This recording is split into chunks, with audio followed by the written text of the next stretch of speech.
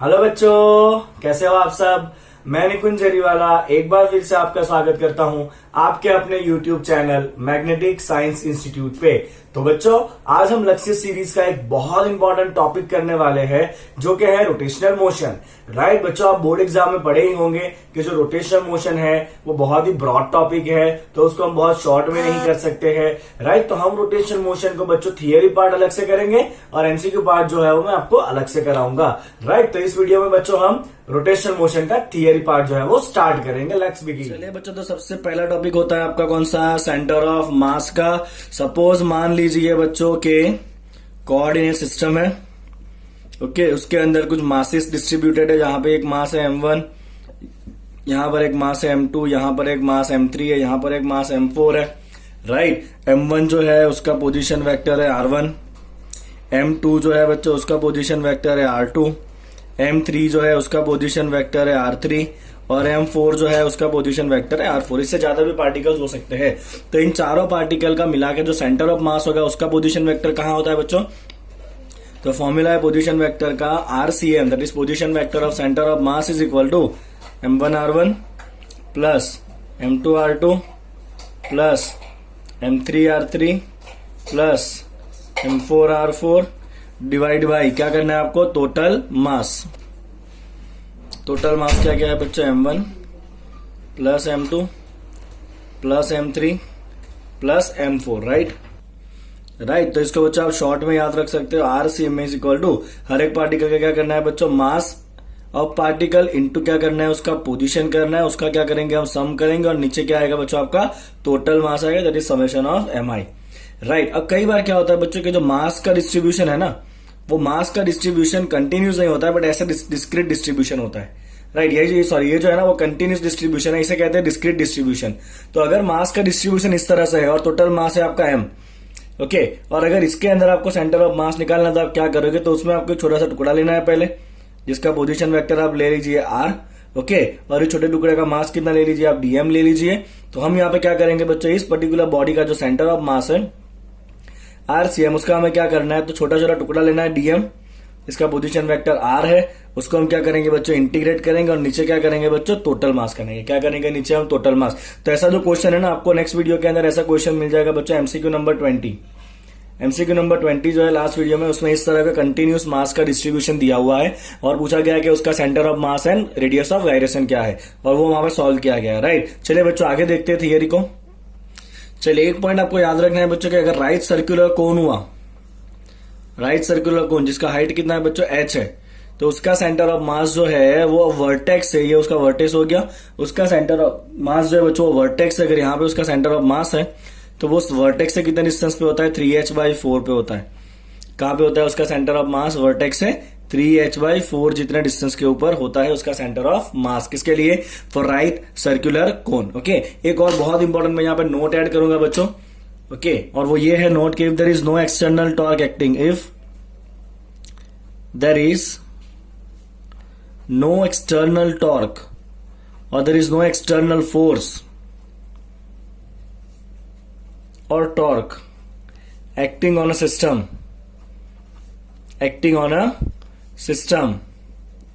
then position of center of mass will not change. Then position of center of mass will not change. ये important एक point है जो आपको याद रखना है।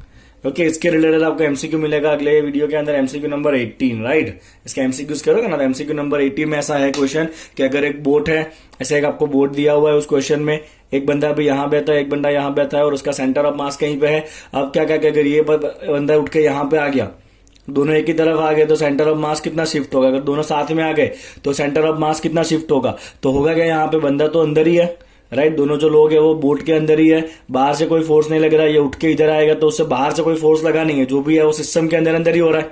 मतलब सेंटर ऑफ मास कोई चेंज होने वाला नहीं है। मतलब इन दोनों केस के अंदर आपका जो RCM है, centre of mass will remain unchange.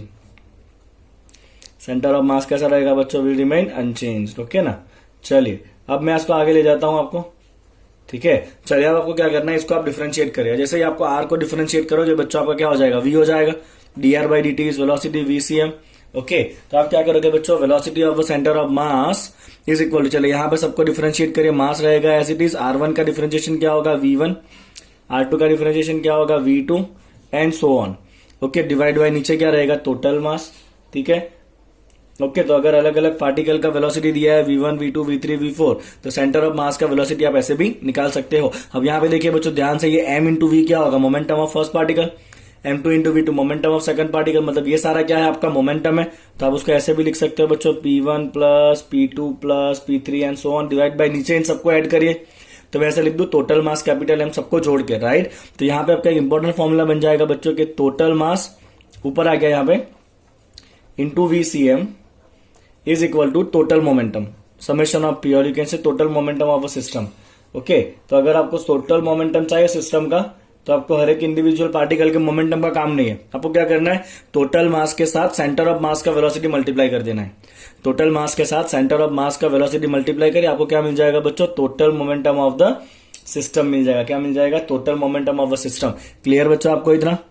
Okay चलिए यहाँ पे मोमेंटम जो है वो कैसा क्वांटिटी है, वेक्टर क्वांटिटी है, राइट। मोमेंटम कैसा क्वांटिटी है, वेक्टर, मतलब हर एक का आपको वेक्टर फाइंड करके ऐड करने से बहुत बेटर हो जाएगा। आपको क्या करना है, खाली मास के साथ सेंटर ऑफ मास का वेलोसिटी मल्टीप्लाई करना है। चलिए अब अगर इसको एक और बार डिफरेंशिएट करें तो वेलोसिटी का डिफरेंशिएशन क्या हो जाएगा बच्चों, ACM हो जाएगा, एक्सेलरेशन, ये आपको पता ही है, dv by dt is acceleration. चलिए यहाँ पे m1 इंटू V1 का डेरिवेशन करें, क्या हो जाएगा, acceleration of first particle, same as यहाँ पे m2 into A2 and so on. नीचे क्या रहेगा आपका, टोटल मास रहेगा कैपिटल M। चलिए बच्चों what is m into A, mass into acceleration, मतलब इसको जो फोर्स लग रहा है वो, m2 इंटू A2 मतलब इसको जो फोर्स लग रहा है, m3 इंटू A3 इसको जो फोर्स लग रहा है, मतलब ये तो क्या है बच्चों, हर एक पार्टिकल का इंडिविजुअल फोर्स है, F1 plus F2 plus F3 and so on. चलिए m को ऊपर लीजिए, क्या हो जाएगा बच्चों, ये m इंटू ACM होगा, यस और no. Okay what do you mean by addition of all the forces, that is net force acting on the system, yes और नो। क्या होगा बच्चों, net force acting on the system, तो system पे net कितना force act करता है, that is equal to total mass into acceleration of centre of mass. कितना होगा ये, total mass into acceleration of the centre of मास। इतना क्या लगना है बच्चों, टोटल सिस्टम के ऊपर फोर्स लगना है। आपको हर एक का फोर्स निकालने का काम नहीं है, आपको सीधा क्या करना है, टोटल मास के साथ सेंटर ऑफ मास का एक्सेलरेशन मल्टीप्लाई करना है। ठीक है चलिए आगे बढ़ते हैं यहाँ से। चलिए तो हम यहाँ पे आए थे बच्चे, mass into acceleration of centre of mass is equal to total force that is F net. ठीक है ना। चलिए बच्चों अब न्यूटन सेकंड लॉ पता है आपको, न्यूटन सेकंड लॉ क्या कहता है बच्चों, आपको कहता है कि F net is equal to rate of change of momentum that is delta P by delta T। अगर ये F नेट जीरो है, क्या है बच्चों, F नेट जीरो है, नेट फोर्स अगर कैसा है, जीरो है, मतलब चेंज ऑफ मोमेंटम भी कैसा होगा आपका, delta F by delta P by delta T भी कैसा होगा, जीरो होगा, मतलब चेंज ऑफ मोमेंटम कैसा है, जीरो है। अगर चेंज ऑफ मोमेंटम जीरो है इसका मतलब क्या है कि नेट मोमेंटम कैसा हो जाएगा, कांस्टेंट, बिकॉज चेंज जीरो है ना।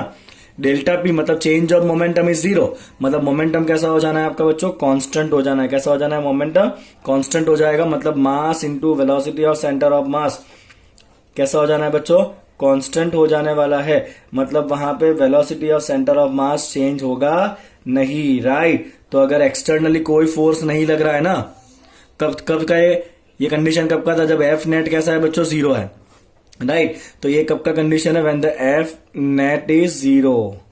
ओके तो यहाँ पे एक सिंपल सा केस समझिए, अगर एक बॉम्ब है, राइट, ओके, और उस बॉम्ब को ऐसा फेंका गया, अब इस पॉइंट पे आके अगर बॉम्ब फूटा और बॉम्ब जो है उसके 3-4 टुकड़े हुए, अलग अलग डायरेक्शन में जा रहे हैं, सारे टुकड़े कैसे जा रहे हैं, कैसे जा रहे हैं, कैसे जा रहे हैं, कैसे जा रहे हैं। अब इनिशियली आपका सेंटर ऑफ, यहाँ पे आकर वो ब्लास्ट हुआ है, राइट, यहाँ पे इनिशियली सेंटर ऑफ मास ऐसे जा रहा था इस डायरेक्शन में, राइट, प्रोजेक्टाइल मोशन कर रहा था इनिशियली, बिकॉज पहले तो पूरा बॉम्ब साथ में ही है ना, मतलब उसका सेंटर ऑफ मास भी उसके साथ ही होगा जो यहाँ पर है। ओके अब यहाँ पे क्या होगा बच्चों, क्योंकि यहाँ पे बॉम्ब फूटा है, बॉम्ब फूटने में जो भी फोर्स है वो इंटरनली फोर्स लगा हुआ केमिकल रिएक्शन का, बाहर से कोई फोर्स लगा नहीं है। तो जब बाहर से फोर्स नहीं लगेगा तो velocity of centre of mass change होता नहीं है, मतलब सेंटर ऑफ मास जो है ना वो ओरिजिनली जिस डायरेक्शन में जा रहा था ना उसी डायरेक्शन में वो जाता रहेगा। तो सेंटर ऑफ मास जो है वो अपनी मोशन करता रहेगा। तो ये सारे टुकड़े का वेलोसिटी को मिला के आप अगर वेलोसिटी निकालोगे सेंटर ऑफ मास का, तो वो ओरिजिनल डायरेक्शन में ही जाने वाला है, राइट, वो अपनी डायरेक्शन चेंज करेगा नहीं। तो centre of mass will hold the same velocity, जब बॉम्ब फूटता है तब की बात है ये। क्लियर आपको इतना? चलिए बच्चों आगे देखते हैं अभी। चलिए बच्चों आपका नेक्स्ट टॉपिक यहां से आ जाता है अभी जो है आपका रोटेशनल मोशन। बहुत क्विकली मैं आपको इसका फॉर्मूला करा दूंगा with in 2-3 minute. Right, let's begin rotational motion. Okay, सबसे पहले मान लीजिए कि ये आपका कोऑर्डिनेट एक्सिस है और यहाँ पे ऐसे कोई आपका ऑब्जेक्ट है, राइट, उसका कोई पॉइंट है पी। ओके, वो अभी कितना एंगल बना रहा है, थीटा एंगल बना रहा है, वो इस डायरेक्शन में घूम रहा है, राइट। और कुछ पर्टिकुलर टाइम के बाद उसका जो पोजीशन है बच्चों वो ऐसे हो चुका है, लाइक दिस, और वो पी पॉइंट जो है वो यहाँ पे आ चुका है। ओके, और वो कितना एंगल आगे बढ़ा है, डेल्टा थीटा जितना एंगल आगे बढ़ा, कितने टाइम में, टी टाइम में। तो ये आपका टी टाइम है और ये कौन सा टाइम है, T plus delta T. Okay, मतलब डेल्टा टी जितने टाइम में पार्टिकल जो है वो कितना एंगल कवर किया, डेल्टा थीटा जितना। तो आपका सबसे पहला क्वांटिटी आता है बच्चों angular displacement. Angular displacement is delta theta, that is equal to final angle minus initial angle theta 2 minus theta 1। चलिए बच्चों, दूसरा क्वांटिटी आता है आपका एंगुलर वेलोसिटी। कौन सा क्वांटिटी आता है बच्चों आपका, angular velocity omega, that is equal to change of angular displacement by time. What is that, angular displacement by time. तो यहाँ पे ये एंगल जो चेंज हुआ डेल्टा टी था कितने टाइम में हुआ, डेल्टा टी टाइम में। तो ओमेगा कितना होगा, delta theta by delta T. इसका यूनिट क्या होगा बच्चों, रेडियन पर सेकंड। क्या यूनिट होगा, रेडियस पर सेकंड। और ये वेक्टर कैसा है बच्चों, एक्सियल वेक्टर है। एक्सियल मतलब इसका डायरेक्शन कहाँ होगा, इन द डायरेक्शन ऑफ एक्सिस होगा, राइट। मतलब अगर ये आपका ऑब्जेक्ट है, ये क्या हो गया, उसका एक्सिस हो गया। अगर वो ऐसे घूम रहा है तो आपको ऑब्जेक्ट को राइट हैंड में पकड़ना है। राइट हैंड में आप पकड़ो, उंगली कहाँ रहनी चाहिए, in the direction of rotation. गया in the direction of rotation, अंगूठा कहाँ आया, ऊपर आया। मतलब यहाँ पे आपका ओमेगा जो है वो कहाँ पर है, ऊपर की डायरेक्शन में। कहाँ है बच्चों आपका एंगुलर वेलोसिटी जो है वो ऊपर की डायरेक्शन में। तो एंगुलर वेलोसिटी कैसा वेक्टर होता है बच्चों, एक्सियल वेक्टर होता है, जो बहुत बेसिक है, जो आपको पता होना चाहिए, राइट। फिर एक रिलेशन आता है बच्चों, that is relation between the linear velocity and angular velocity. Very famous relation, velocity v equal to क्या होता है बच्चों, velocity v equal to omega cross are. क्या होता है, velocity v equal to omega cross R, right. और ये जो ओमेगा है बच्चों, उसका एक और फॉर्मूला है। कौन सा फॉर्मूला है, omega is equal to 2 pi by time period. क्या होता है, omega is 2 pi by time period, या आप उसको लिख सकते हो 2 pi by frequency. Omega equal to 2 pi F, right. चलिए बच्चों, अब ओमेगा से हम आगे बढ़ेंगे। ओके, तो ओमेगा से आगे बढ़ेंगे तो नेक्स्ट आपका क्वांटिटी आ जाएगा angular acceleration. Angular acceleration, okay. तो अगर मान लीजिए एंगुलर वेलोसिटी चेंज हो रहा है तो आपका एंगुलर एक्सेलरेशन अल्फा जो है वो क्या होगा बच्चों, D omega by D T. क्या होगा ये, D omega by D T, that is the change of angular velocity divide by change of time. क्या होगा वो, change of angular velocity divide by change of time. और इसका unit क्या होगा, रेडियन पर सेकंड स्क्वायर, राइट। ओके, और इसका भी जो डायरेक्शन है बच्चों वो कौन सा डायरेक्शन है, इसका भी same direction, that is in the direction of the axis. तो ये भी कैसा होगा बच्चों आपका, एक्सियल डायरेक्शन में ही होगा। अगर मान लो यही आपका मोशन है और अगर एंगुलर वेलोसिटी बढ़ रहा है, एंगुलर वेलोसिटी क्या हो रहा है बच्चों, बढ़ रहा है ना, मतलब जो एक्सेलरेशन है वो सेम डायरेक्शन में होगा, तो आपका अल्फा भी कहां होगा, ऊपर की तरफ होगा। ओके, अब पर अगर ये ओमेगा घट रहा है, ओमेगा घट रहा है मतलब अल्फा क्या कर रहा है, ओमेगा को अपोज कर रहा है, तो अल्फा कहां पे होगा, यहाँ पे नीचे की डायरेक्शन में होगा, राइट। तो अगर मान लीजिए कि आपका ऐसे दिया है, इस तरफ घूम रहा है तो ओमेगा ऊपर की तरफ है, और अगर अल्फा भी ऊपर की तरफ ही है, दोनों अगर सेम डायरेक्शन में है तो क्या करेगा, ये ओमेगा को बढ़ाएगा। ओके, बट अगर यहाँ पे आपको ऐसा दिया हुआ है बच्चों, ऐसे घूम रहा है तो ओमेगा कहाँ होगा, ऊपर की तरफ होगा, और इसका अल्फा कहां पर नीचे की तरफ है, मतलब अपोजिट डायरेक्शन में। तो ये क्या करेगा, एंगुलर स्पीड को घटाएगा, मतलब ये क्या है, डीएक्सेलरेशन मोशन है, राइट। चलिए बच्चों आगे ले जाता हूं क्विकली आपको मैं। चलिए बच्चों, relation between the linear and angular acceleration. तो आपका जो लीनियर एक्सेलरेशन होता है ए, that is equal to, linear acceleration is equal to angular acceleration cross are. क्या होता है वो, linear acceleration is equal to alpha cross r. Okay, और ये कौन सा एक्सेलरेशन है बच्चों आपका, तो ये आपका एक्सेलरेशन है टेंजेंशियल। कौन सा है ये, टेंजेंशियल है, राइट। तो मैं यहाँ पे लिख रहा हूं इसको टेंजेंशियल एक्सेलरेशन। इसका डायरेक्शन जो है ना वो टेंजेंट डायरेक्शन में होता है, टेंजेंशियल एक्सेलरेशन 80। ओके, और एक और आपको पता होगा centripetal acceleration AC। Circular motion का सेंट्रीपिटल एक्सेलरेशन क्या होता है बच्चों, क्या होता है बताइए, centripetal acceleration v square by R होता है। क्या होता है, centripetal acceleration v square by R होता है। ओके, सेंट्रीपिटल एक्सेलरेशन, ठीक है ना। तो अगर ये बॉडी है जो सर्कुलर मोशन कर रहा है आपका, तो दो एक्सेलरेशन आएगा, एक आएगा इन the direction of the tangent जो आपका 80 है, एक आएगा टूवर्ड्स द सेंटर जो कौन सा आपका AC है, राइट। तो आपका जो नेट एक्सेलरेशन होगा बच्चों, let's say it is a net acceleration, tangent and centre, tangent direction and radial direction always कैसा होता है, परपेंडिकुलर होता है। तो आपका जो नेट एक्सेलरेशन है बच्चों वो आपको कैसे मिलेगा, नेट एक्सेलरेशन आपको मिलेगा under root of 80 square plus AC square. क्या मिलेगा आपको? Under root of 80 square plus AC square. दोनों कंपोनेंट यहाँ पे मैंने लिखे हुए हैं। ओके, ऐसा एक MCQ हमने शायद एक आध लक्ष्य के पार्ट में ही किया भी था। ओके, चलिए बच्चों, अगर आपका एंगुलर मोशन कैसा है? यूनिफॉर्म है। फॉर यूनिफॉर्म एंगुलर मोशन, जैसे कि घड़ी के कांटे हैं, एक स्पीड से चलने वाले हैं। ओके, इंसान चाहे तो उसको घुमा सकता है अपनी मेहनत से, बट नॉर्मली वो एक ही स्पीड से चलते हैं। यूनिफॉर्म एंगुलर मोशन जो है उसके लिए आपका अल्फा कैसा होगा बच्चों? 0 होगा। कैसा होगा आपका? अल्फा 0 होगा। अल्फा अगर 0 है मतलब टेंजेंशियल एक्सेलरेशन कैसा होगा? 0 होगा। उसके लिए खाली एक्सेलरेशन कौन सा होता है? सेंट्रीपेटल ही होता है अगर यूनिफॉर्म एंगुलर मोशन है तो। ओके, चलिए बच्चों आगे बढ़ते हैं। अगर कांस्टेंट एक्सेलरेटेड मोशन है, कांस्टेंट एंगुलर एक्सेलरेटेड मोशन, तो जो फॉर्मूला बच्चों हम लीनियर मोशन में यूज करते हैं कांस्टेंट एक्सेलरेटेड मोशन के, वैसे ही फॉर्मूला जो है वो हम एंगुलर मोशन में भी यूज करेंगे अगर एंगुलर एक्सेलरेशन यूनिफॉर्म है तो। बहुत सिंपल से बच्चों फॉर्मूला है आपका। सबसे पहला फॉर्मूला जो है वो है आपका, कौन सा फॉर्मूला होता है? सबसे पहला omega is equal to omega 0 plus alpha T. Okay, आप वेक्टर फॉर्म में इसको सॉल्व करेंगे। ठीक है, दूसरा फॉर्मूला होता है बच्चों आपका, कौन सा होता है दूसरा फॉर्मूला? याद करिए। डी मतलब यहाँ पे क्या होगा आपका? थीटा होगा, that is angular displacement. D equal to UT, U की जगह यहाँ पे क्या लिखेंगे? Omega 0 T plus half into alpha into T square. Right, ये हो गया आपका दूसरा फॉर्मूला। चलिए तीसरा फॉर्मूला क्या होता है बच्चों? तीसरा होता है आपका V square minus U square equal to 2AD। तो यहाँ पे हम क्या करेंगे बच्चों? Omega square minus omega 0 square is equal to 2 alpha theta. क्या करेंगे हम? Omega square minus omega 0 square is equal to 2 alpha theta. तो ये तीनों फॉर्मूला बच्चों हम यूज करने वाले हैं फॉर यूनिफॉर्म एक्सेलरेटेड मोशन। अगर यूनिफॉर्म एक्सेलरेशन कैसा है? सर्कल में है तो। लीनियर जैसे ही सेम इक्वेशन है, v equal to U plus AT, D equal to UT plus half T square, and यहाँ पे V square minus U square is equal to 2AD। D की जगह हम क्या करेंगे? थीटा लिखेंगे। ओके, यहाँ पे एक छोटा सा फॉर्मूला आप ध्यान रख लीजिए, that is number of rotation. Number of rotation, एक रोटेशन का मतलब होता है बच्चों 2 पाई एंगल, 360 डिग्री। तो नंबर ऑफ रोटेशन आपका होता है जितना एंगल है डिवाइड बाई क्या करना है आपको? 2 पाई करना है। क्या करना है? डिवाइड बाई 2 पाई। चलिए आगे बढ़ते हैं। चले बच्चों, डॉन आ गया पिक्चर में। अब डॉन कौन है? ये मोमेंट ऑफ इनर्शिया है। Let's see what is moment of inertia. Simply आपको मैं समझा देता हूं। अगर ये आपका एक एक्सिस है, यहाँ पे कुछ मासिस है M1, M2, M3, M1 भी घूम रहा है जिसका रेडियस है R1, M2 घूम रहा है जिसका रेडियस है R2, M3 घूम रहा है जिसका रेडियस क्या है बच्चों? R3 है। ओके, तो आपका मोमेंट ऑफ इनर्शिया क्या होता है बच्चों? Moment of inertia is equal to mass into distance square, that is M1 R1 square plus M2 R2 square plus M3 R3 square. तो ये क्या हो गया बच्चों? आपका मोमेंट ऑफ इनर्शिया हो जाता है। ओके, चलिए तो यहाँ पे मैं इसको ऐसे लिख दूं, summation of MI into RI square. लिख सकते हैं ऐसे, summation of MI into RI square. Yes और नो? ओके, चलिए बच्चों, कई बार क्या होता है यहाँ भी जो मास है ना वो आपका डिस्ट्रीब्यूट होता है यूनिफॉर्मली। जैसे कि मान लीजिए ऐसा कोई मास है जो यूनिफॉर्मली डिस्ट्रीब्यूट है, ठीक है, और वो इस एक्सिस के आजू बाजू घूम रहा है।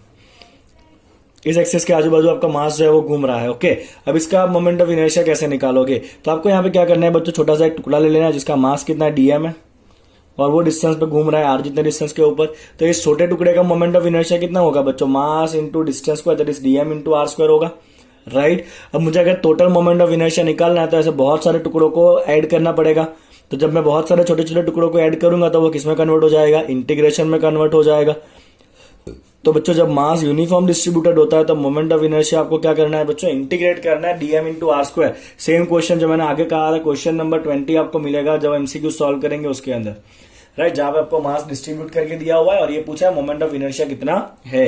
ठीक है, तो ये फॉर्मूला हो गया बच्चों आपका मोमेंट ऑफ इनर्शिया का। चलिए साथ में ये कॉम्प्लीमेंट्री टर्म आता है रेडियस ऑफ गायरेशन। नाम तो सुना ही होगा आपने, रेडियस ऑफ गायरेशन। राइट, तो radius of gyration is K। Okay, चलिए बच्चों कैसे निकालते हैं इस K को? Let's see. तो रेडियस ऑफ गायरेशन जो है बच्चों वो सपोज ये पूरा मास है, 3 मास है आपका बराबर, M1 M2 M3। ओके, अगर उस तीनों मास की जगह मैं एक ही मास रखना चाहता हूं जिसका टोटल मास जो है ना वो तीनों को मिला के है, that is your mass M, तीनों को मिला के। ओके, तो मुझे इस तीनों को मिला के जो मास है उस मास को कहां पे रखना चाहिए ताकि इन सबके घूमने का जो इफेक्ट है ना वो अकेले इफेक्ट जो है ना वो इस मास का आपको मिले। तो वो जो डिस्टेंस है ना उसे हम कहते हैं रेडियस ऑफ गायरेशन। ओके तो पूरे सारे मास की जगह पे या पूरे बॉडी की जगह पे अगर आपको एक ही पॉइंट मास रखना है, एक ही पॉइंट मास को अगर आपको घुमाना है, तो उस पॉइंट मास को कितने रेडियस में घुमाना चाहिए ताकि आपको पूरे बॉडी का जो इफेक्ट है वो अकेले एक पॉइंट मास से मिल जाए। तो आपको बच्चों क्या करना है, आपको बहुत सिंपल काम करना है कि ये जो बच्चों आपका मोमेंट ऑफ इनर्शिया है ना आई, राइट, उसकी जगह आपको क्या रख देना है, आई की जगह आपको रख देना है एम के स्क्वायर।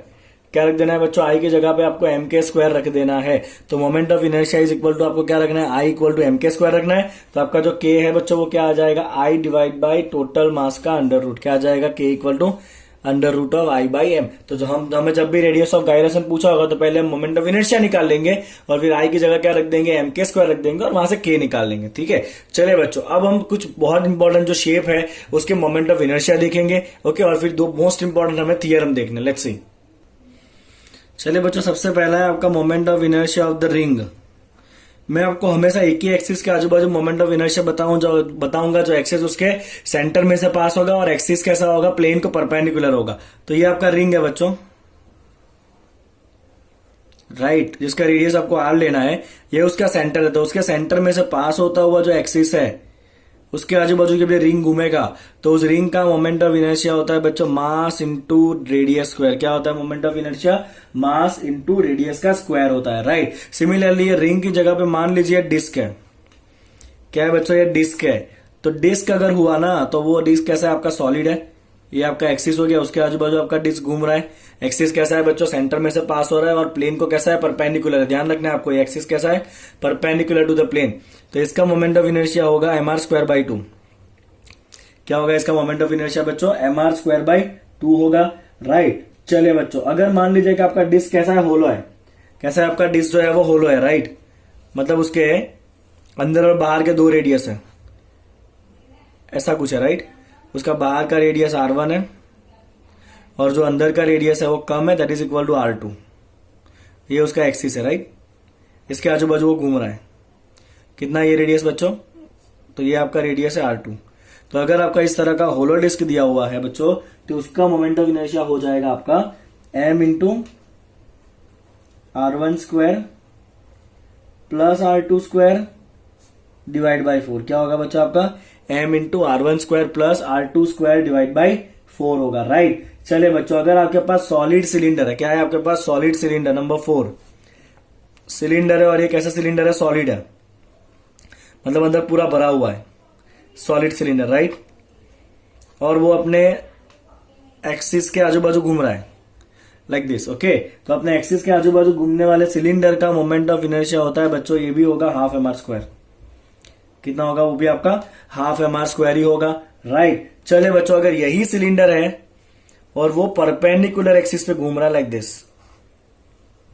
अगर वो इस एक्सिस के ऊपर घूम रहा है, इसके आजू बाजू, समझ में आ रहा है आपको, अगर वो ऐसे घूम रहा है, ये जो है ना, ये पहले वाले में ऐसे घूम रहा है ये, और दूसरे वाले केस में वो ऐसे घूम रहा है, ओके। तो ऐसे घूमने वाले में आपका मोमेंट ऑफ इनर्शिया हो जाएगा I equal to M into length square by 12 plus radius square by 4। कितना होगा बच्चों आपका, m into L square by 12 plus are square by 4, where l is what length and r is what radius. Clear, आपको इतने formula. चलिए बच्चों आगे formula देखते हैं क्विकली।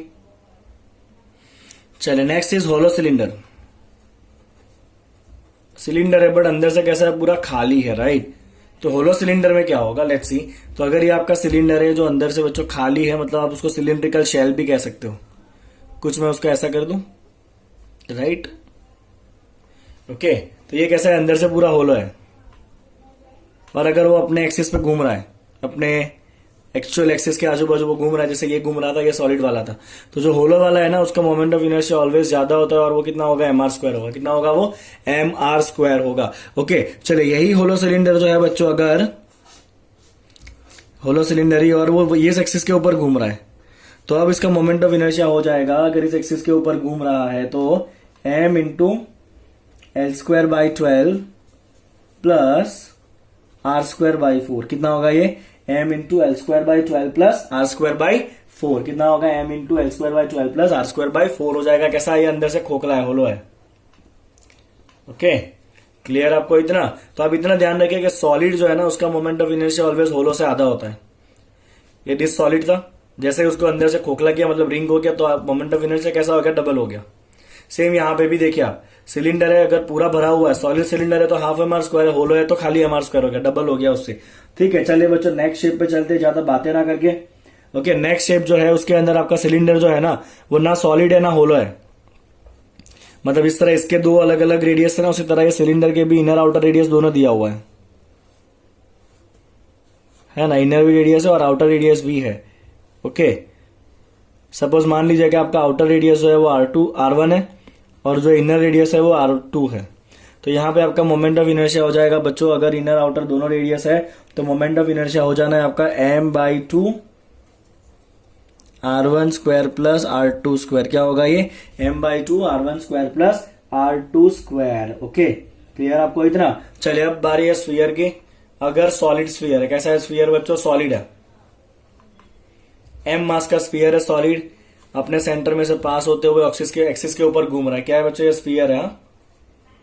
ओके, तो अगर स्फीयर है, सॉलिड स्फीयर है, अपने एक्सिस के आजू बाजू घूम रहा है, तो सॉलिड स्फीयर का मोमेंट ऑफ इनर्शिया होता है I = 2/5 mr स्क्वायर। क्या होता है, I = 2/5 mr square. Okay, clear आपको इतने जो शेप है वो फाइन। चले नेक्स्ट शेप देखते हैं बच्चों। ओके, चले बच्चों नेक्स्ट शेप जो है वो है आपका होलो स्फीयर। तो ये स्फीयर ही है, बट ये स्फीयर कैसा है, अभी अंदर से खोखला है, होलो स्फीयर है, तो उसको आप होलो है तो आप उसको शेल भी कह सकते हो, राइट। तो अगर आपका होलो स्फीयर है बच्चों तो उसका मोमेंट ऑफ इनर्शिया होता है 2/3 mr स्क्वायर। कितना होता है बच्चों, होलो स्फीयर का मोमेंट ऑफ इनर्शिया होता है आपका 2/3 mr स्क्वायर। चले बच्चों नेक्स्ट शेप पे आपको ले जाता हूं। अगर वहां भी स्फीयर में भी आपके पास अंदर बाहर दोनों रेडियस है, बाहर का रेडियस है R1, अंदर का रेडियस है R2, तो अब यहाँ पे आपका मोमेंट ऑफ इनर्शिया हो जाएगा बच्चों I = 2/5 m into R1 square minus R2 square, sorry that is equal to 2/5 m into R2⁵ R1⁵ divide by R1³ minus R2³। Okay, ये आपका फॉर्मूला हो जाएगा अगर अंदर बाहर दोनों रेडियस आपको दिया हुआ है तो R1⁵ minus R2⁵ divide by R1³ minus R2³ 2/5 m। Okay, चलो तो इतने आपके शेप इंपॉर्टेंट थे किसके लिए बच्चों, ये सारा इंपॉर्टेंट था आपका स्फीयर के लिए। अब नेक्स्ट शेप जो है आपका रॉड है, बहुत सिंपल है। अगर थिन रॉड दिया हुआ है जिसका लेंथ आपका L है और वो सेंटर के आजू बाजू अगर घूम रहा है ऐसे, तो उसका मोमेंट ऑफ इनर्शिया होता है बच्चों ml²/12। कितना होता है उसका मोमेंट ऑफ इनर्शिया, ml²/12 होता है। बट अगर वही रॉड जो है ना, अगर यही रॉड जो है वो अपने एंड में से पास होते हुए एक्सिस के आजू बाजू घूम रहा है, समझ में आ रहा है आपको, अगर वो एंड में से पास होते हुए एक्सिस के आजू बाजू घूम रहा है तो उसका मोमेंट ऑफ इनर्शिया हो जाएगा I = ml²/3। कितना हो जाएगा, I = ml²/3 हो जाएगा। Very important to remember, right. चले बच्चों, अब एक रेक्टेंगुलर लेमिना है आपके पास, सपोज कैसा लेमिना है आपके पास, रेक्टेंगुलर लेमिना दिया हुआ है। ओके, और इस रेक्टेंगुलर लेमिना का बच्चों जो लेंथ है, okay the length is L और उसका जो विड्थ है वो B है, और वो अपने सेंटर में से पास होते हुए एक्सिस के आजू बाजू रोटेट कर रहा है, तो उसका मोमेंट ऑफ इनर्शिया हो जाना है आपका m/12 L² प्लस B²। क्या हो जाएगा, m/12 L² प्लस B²। और यही लेमिना अगर रेक्टेंगल की जगह स्क्वायर हो गया तो क्या होगा, लेट्स सी। तो अगर ये लेमिना आपका स्क्वायर है, मतलब दोनों साइड कैसे हो जाएंगे, सेम हो जाएंगे, तो आप यहाँ पे L और B सेम रख दो, 2 टाइम्स हो जाएगा, नीचे 12 से कट होगा 6 हो जाएगा। तो अगर स्क्वायर लेमिना तो उसका मोमेंट ऑफ इनर्शिया होता है 1/6 ma²। कितना होता है उसका मोमेंट ऑफ इनर्शिया होगा 1/6 ma², अगर वो स्क्वायर लेमिना है तो। चलिए नेक्स्ट देखते हैं बच्चों। चलिए नेक्स्ट है आपका थोड़ा कॉम्प्लिकेटेड फिगर है, दैट इज पैरेलल पाइप। तो पहले आप पैरेलल पाइप बना दीजिए। ठीक है बच्चों, तो ये हो गया आपका पैरेलल पाइप। ओके, चलिए इसको तीनों आपको डायमेंशन लिखने पड़ेंगे। चलिए उसका लेंथ कितना है बच्चों, L है, उसका विड्थ कितना है, B है, और उसका थिकनेस कितना है, T है। ओके, अब यहाँ पे ये 3 अलग अलग एक्सिस के आजू बाजू घूम सकता है। अगर आपका जो एक्सिस है ना वो ये वाला एक्सिस है, लेंथ को पैरेलल, जिसको मैं 1 नाम दे रहा हूँ, राइट। तो अगर लेंथ को पैरेलल ना तो आपके फॉर्मूला में आएगा बच्चों m/12 पहले एक्सिस में। अगर लेंथ को पैरेलल एक्सिस है तो आपके फॉर्मूला में आएगा m/12 B² प्लस T²। अगर लेंथ को पैरेलल है तो, अगर वही एक्सिस मान लीजिए कि आपके विड्थ को पैरेलल है, मतलब ये एक्सिस है ऐसे, एक्सिस नंबर 2 जो किसको पैरेलल है बच्चों, विड्थ को, विड्थ ऐसा है ना, और ये एक्सिस भी ऐसा है। तो अगर विड्थ को पैरेलल है तो फॉर्मूला में विड्थ नहीं आएगा, कौन कौन आएगा, लेंथ एंड थिकनेस आएगा, that is L² plus T²। और अगर वही एक्सिस आपका थिकनेस को पैरेलल है, अगर थिकनेस ये है आपका, राइट, अगर उसको पैरेलल एक्सिस है, नंबर 3 नाम देते हैं उसको। तो अगर थिकनेस को पैरेलल एक्सिस है तो उसके फॉर्मूला में थिकनेस नहीं आएगा, कौन कौन आएगा, लेंथ आएगा और विड्थ आएगा। क्लियर आपको इतना। चलिए अगर यही सपोज मान लीजिए आपका क्यूबॉइड है या क्यूब है, क्या है आपके पास क्यूब है, तो उसके तो सारे डायमेंशन सेम होंगे, ए। तो कोई भी एक्सिस हो कोई फर्क नहीं पड़ता बिकॉज सारा डायमेंशन सेम है। तो उसका moment of inertia about axis passing from the centre कितना होगा बच्चों, यहाँ पे आप दोनों जगह ए रख दीजिए, 2a² हो जाएगा। 12 से कट करे क्या हो जाएगा, उसका मोमेंट ऑफ इनर्शिया होगा आपका I is equal to 1m/6 a²। कितना होगा ये, या 1/6 m² कितना होगा उसका, 1/6 m² होगा। किसके लिए बच्चों, क्यूब के लिए। क्लियर हो रहा है आपका इतना फिगर। चलिए नेक्स्ट देखते हैं। चलिए अगर इलेप्टिकल डिस्क है, कैसा है बच्चों आपका डिस्क जो है वो इलेप्टिकल है इस तरह से, जिसका सेमी मेजर एक्सिस जो है ना वो ए है और सेमी माइनर एक्सिस कौन सा है, बी है। और अगर वो भी इस एक्सिस के आजू बाजू घूम रहा है, इलेप्टिकल डिस्क है, ये सर्कुलर नहीं है, राइट। तो इसका मोमेंट ऑफ इनर्शिया होता है I equal to m/4 a² plus b²। क्या होता है ये, m/4 a² प्लस b² होता है सेमी इलेप्टिकल एक्सिस का, राइट। चलिए नेक्स्ट फिगर है। अगर आपका कोन दिया हुआ है, क्या दिया है बच्चों, कोन दिया हुआ है, ये इसका रेडियस r है और हाइट कितना है, h है। और अगर वो इस एक्सिस पे आजू बाजू रोटेट कर रहा है अपने खुद के एक्सिस के आजू बाजू, तो कोन का मोमेंट ऑफ इनर्शिया होता है, सॉलिड कोन है पूरा, तो सॉलिड कोन का मोमेंट ऑफ इनर्शिया होता है बच्चों 3/10 mr²। कितना होता है सॉलिड कोन का मोमेंट ऑफ इनर्शिया, 3/10 mr² होता है। क्लियर आपको इतने तो फिगर वापस एक बार नजर मार लीजिए। ओके चलिए नेक्स्ट एक दो फिगर बाकी है, लेट्स सी दैट।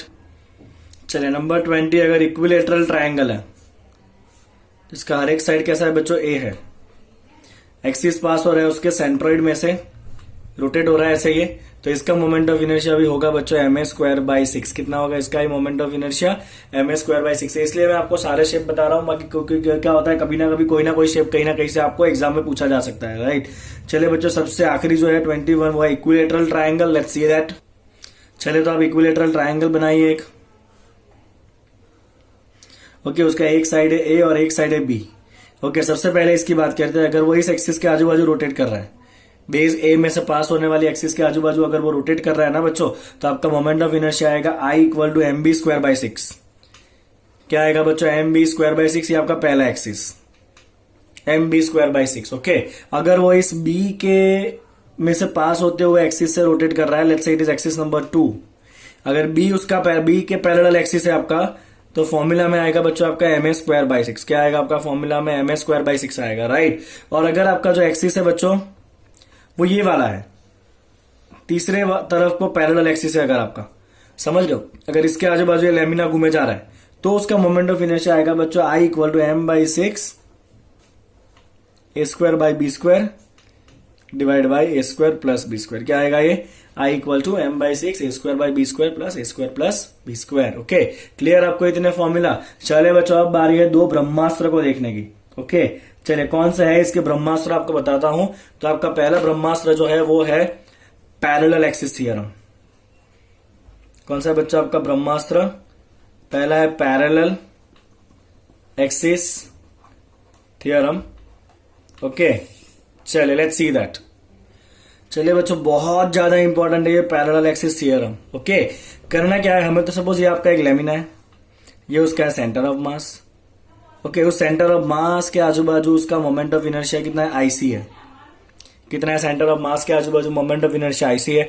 अगर हमें कोई और पॉइंट दिया है और उसमें से पास होते हुए एक्सिस पे मोमेंट ऑफ इनर्शिया निकालना है I, और वो एक्सिस जो है वो सेंटर ऑफ मास में से पास होते हुए एक्सिस को कैसा होगा, पैरेलल होगा। ओके और उसके से डिस्टेंस कितना है, d जितना है। तो इस एक्सिस पे आपका मोमेंट ऑफ इनर्शिया होगा I equal to IC plus mass into distance square, I equal to IC plus md²। IC क्या है बच्चों, IC है आपका moment of inertia about axis passing from centre of mass. Axis कौन सा, passing from centre of mass and parallel to the required axis. Clear है। Okay चलिए और ये D क्या है बच्चों, D है आपका perpendicular distance between both axis. क्या है ये, perpendicular distance between both axis, right. चलिए बच्चों आगे देखते हैं। चलिए दूसरा ब्रह्मास्त्र चलाते हैं बच्चों। दूसरा ब्रह्मास्त्र है आपका परपेंडिकुलर एक्सिस थ्योरम, फिर मैं आपको बताऊंगा इसको यूज कैसे करना है, परपेंडिकुलर एक्सिस थ्योरम। ओके, बहुत सारे बच्चों को इसे खाली स्टेटमेंट ही पता होता है कि I Z equal to I x plus I Y, पता ही नहीं होता एक्स और वाई और जेड एक्सिस कौन सा लेना है। तो सपोज ये आपका एक लैमिना है बच्चों, राइट। ओके, ये उसका एक एक्सिस है एक्स एक्सिस, उसको परपेंडिकुलर ये एक्सिस है, that is Y axis. Okay, और ये एक्स और वाई दोनों कैसे है बच्चों, इसके प्लेन में है। एक्स और वाई दोनों कैसे है बच्चों, इस फिगर के प्लेन में है। और तीसरा एक्सिस जो है वो जेड है, और जो कहां पर है, प्लेन को परपेंडिकुलर है। तीसरा एक्सिस कैसा है बच्चों, it is perpendicular to the plane. Okay, that is Z axis. और ये दोनों कैसे है बच्चों, ये दोनों जो है वो इन द प्लेन है। कैसे, ये दोनों इन द प्लेन है, राइट। तो आपका लॉ ऐसा कहता है कि अगर ये तीनों एक्सिस एक दूसरे को परपेंडिकुलर है, I x I y, I x y and z, तो जेड एक्सिस जो प्लेन को परपेंडिकुलर है उस पे मोमेंट ऑफ इनर्शिया जो है आई जेड, वो हो जाएगा moment of inertia about X axis plus moment of inertia about Y axis, जहां पे एक्स वाई जेड दोनों एक दूसरे को, तीनों एक दूसरे को परपेंडिकुलर है। जेड कैसा है बच्चों, इन द प्लेन है, सॉरी जेड कैसा है आपका, जेड जो है वो आपका परपेंडिकुलर टू द प्लेन है। ओके, और जो एक्स एंड वाई है बच्चों वो कैसा है आपका, पैरेलल टू द प्लेन है। फाइन, अब यहां पे आप ध्यान से समझिएगा। मान लीजिए बच्चों कि सपोज हमें मोमेंट ऑफ इनर्शिया फाइंड करना है। एक एग्जांपल दे रहा हूं मैं आपको यहां पे। Okay, try to understand the example. तो आपका एग्जांपल कुछ ऐसा है बच्चों कि सपोज आपको एक डिस्क दिया हुआ है। क्या दिया है बच्चों, आपको एक डिस्क दिया हुआ है, राइट। और आपको उसका मोमेंट ऑफ इनर्शिया निकालना है बच्चों। ऐसा एक्सिस जो इस डिस्क को कैसा है बच्चों, टेंजेंशियल है, इस पे आपको मोमेंट ऑफ इनर्शिया फाइंड करना है। जो कैसा है, डिस्को टेंजेंशियल है। तो अब आप क्या करोगे, ये कैसा है बच्चों, डिस्को टेंजेंशियल है। ओके, टेंजेंशियल का मतलब क्या होगा समझिए आप। तो ये सपोज आपका डिस्क है। ओके, तो ये आपका एक्सिस है, इस पे आपको मोमेंट ऑफ इनर्शिया निकालना है। ओके, आपके पास डिस्क का ये वाला मोमेंट ऑफ इनर्शिया है mr स्क्वायर बाई 2। क्या करोगे आप बताइए। चलिए, अगर आपको आपके पास ये वाला मोमेंट ऑफ इनर्शिया है ना, तो पहले आपको क्या करना पड़ेगा बच्चों, ये वाला मोमेंट ऑफ इनर्शिया निकालना पड़ेगा। अगर आप ये एक्सिस पे मोमेंट ऑफ इनर्शिया निकाल लोगे ना, तो फिर आप पैरेलल एक्सिस थ्योरम यूज कर सकते हो। यस और नो, इतना लॉजिक आपको क्लियर हुआ। चलिए देखिए मैं किस तरह इसमें प्रोसीड करने वाला हूं, लेट्स सी। चलिए बच्चों देखिएगा ध्यान से। तो ये आपका डिस्क है। चलिए, मेरे पास ये एक्सिस का मोमेंट ऑफ इनर्शिया है। ओके, ये मेरे पास है, that is equal to 1/2 mr square. Okay, और ये कैसा है, प्लेन को परपेंडिकुलर है। ओके, अब मैं अगर दो एक्सिस ले लू, एक एक्सिस में ये ले रहा हूं, मैं इसको नाम दे रहा हूं एक्स, जो कहां पर है आपका, प्लेन के अंदर है। कहां पर है, इन द प्लेन है, डिस्क के प्लेन में ही। और एक मैं अगर ये एक्सिस ले लूं, let me give it name as Y, ये भी कैसा है आपके प्लेन को पैरेलल, प्लेन के अंदर ही है। तो एक्स एंड वाई एक्सिस कैसा है, प्लेन के अंदर है, और दोनों एक दूसरे को परपेंडिकुलर है। एक्स एंड वाई कैसे एक दूसरे को परपेंडिकुलर है। जेड कैसा है, परपेंडिकुलर टू द प्लेन है। तो मैं यहां पे क्या कर सकता हूं बच्चों, परपेंडिकुलर एक्सिस थ्योरम यूज करूं। चलिए, परपेंडिकुलर एक्सिस थ्योरम जो है वो आपको क्या कहता है बच्चों, तो परपेंडिकुलर एक्सिस थ्योरम आपको कहता है कि I z is equal to I x plus I y. Yes और no, I Z equal to what, I Z equal to I x plus I y. जहां पे जेड मैंने जो कहा है, मैं रूल फॉलो करूंगा। जेड कैसा होना चाहिए, perpendicular to the plane. Okay, exactly.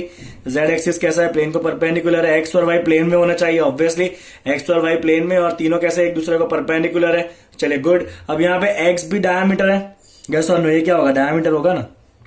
Y भी डायमेट्रिकल एक्सिस है। तो अगर एक्स एंड वाई दोनों डायमेट्रिकल एक्सिस है, तो उन दोनों का मोमेंट ऑफ इनर्शिया कैसा होगा, सेम होगा। मतलब आई एक्स आई वाई कैसा है आपका, सेम है। तो आप उसको ऐसे लिख दिए 2 time X Y. I Z कितना है आपका, जेड एक्सिस पे हाफ mr स्क्वायर।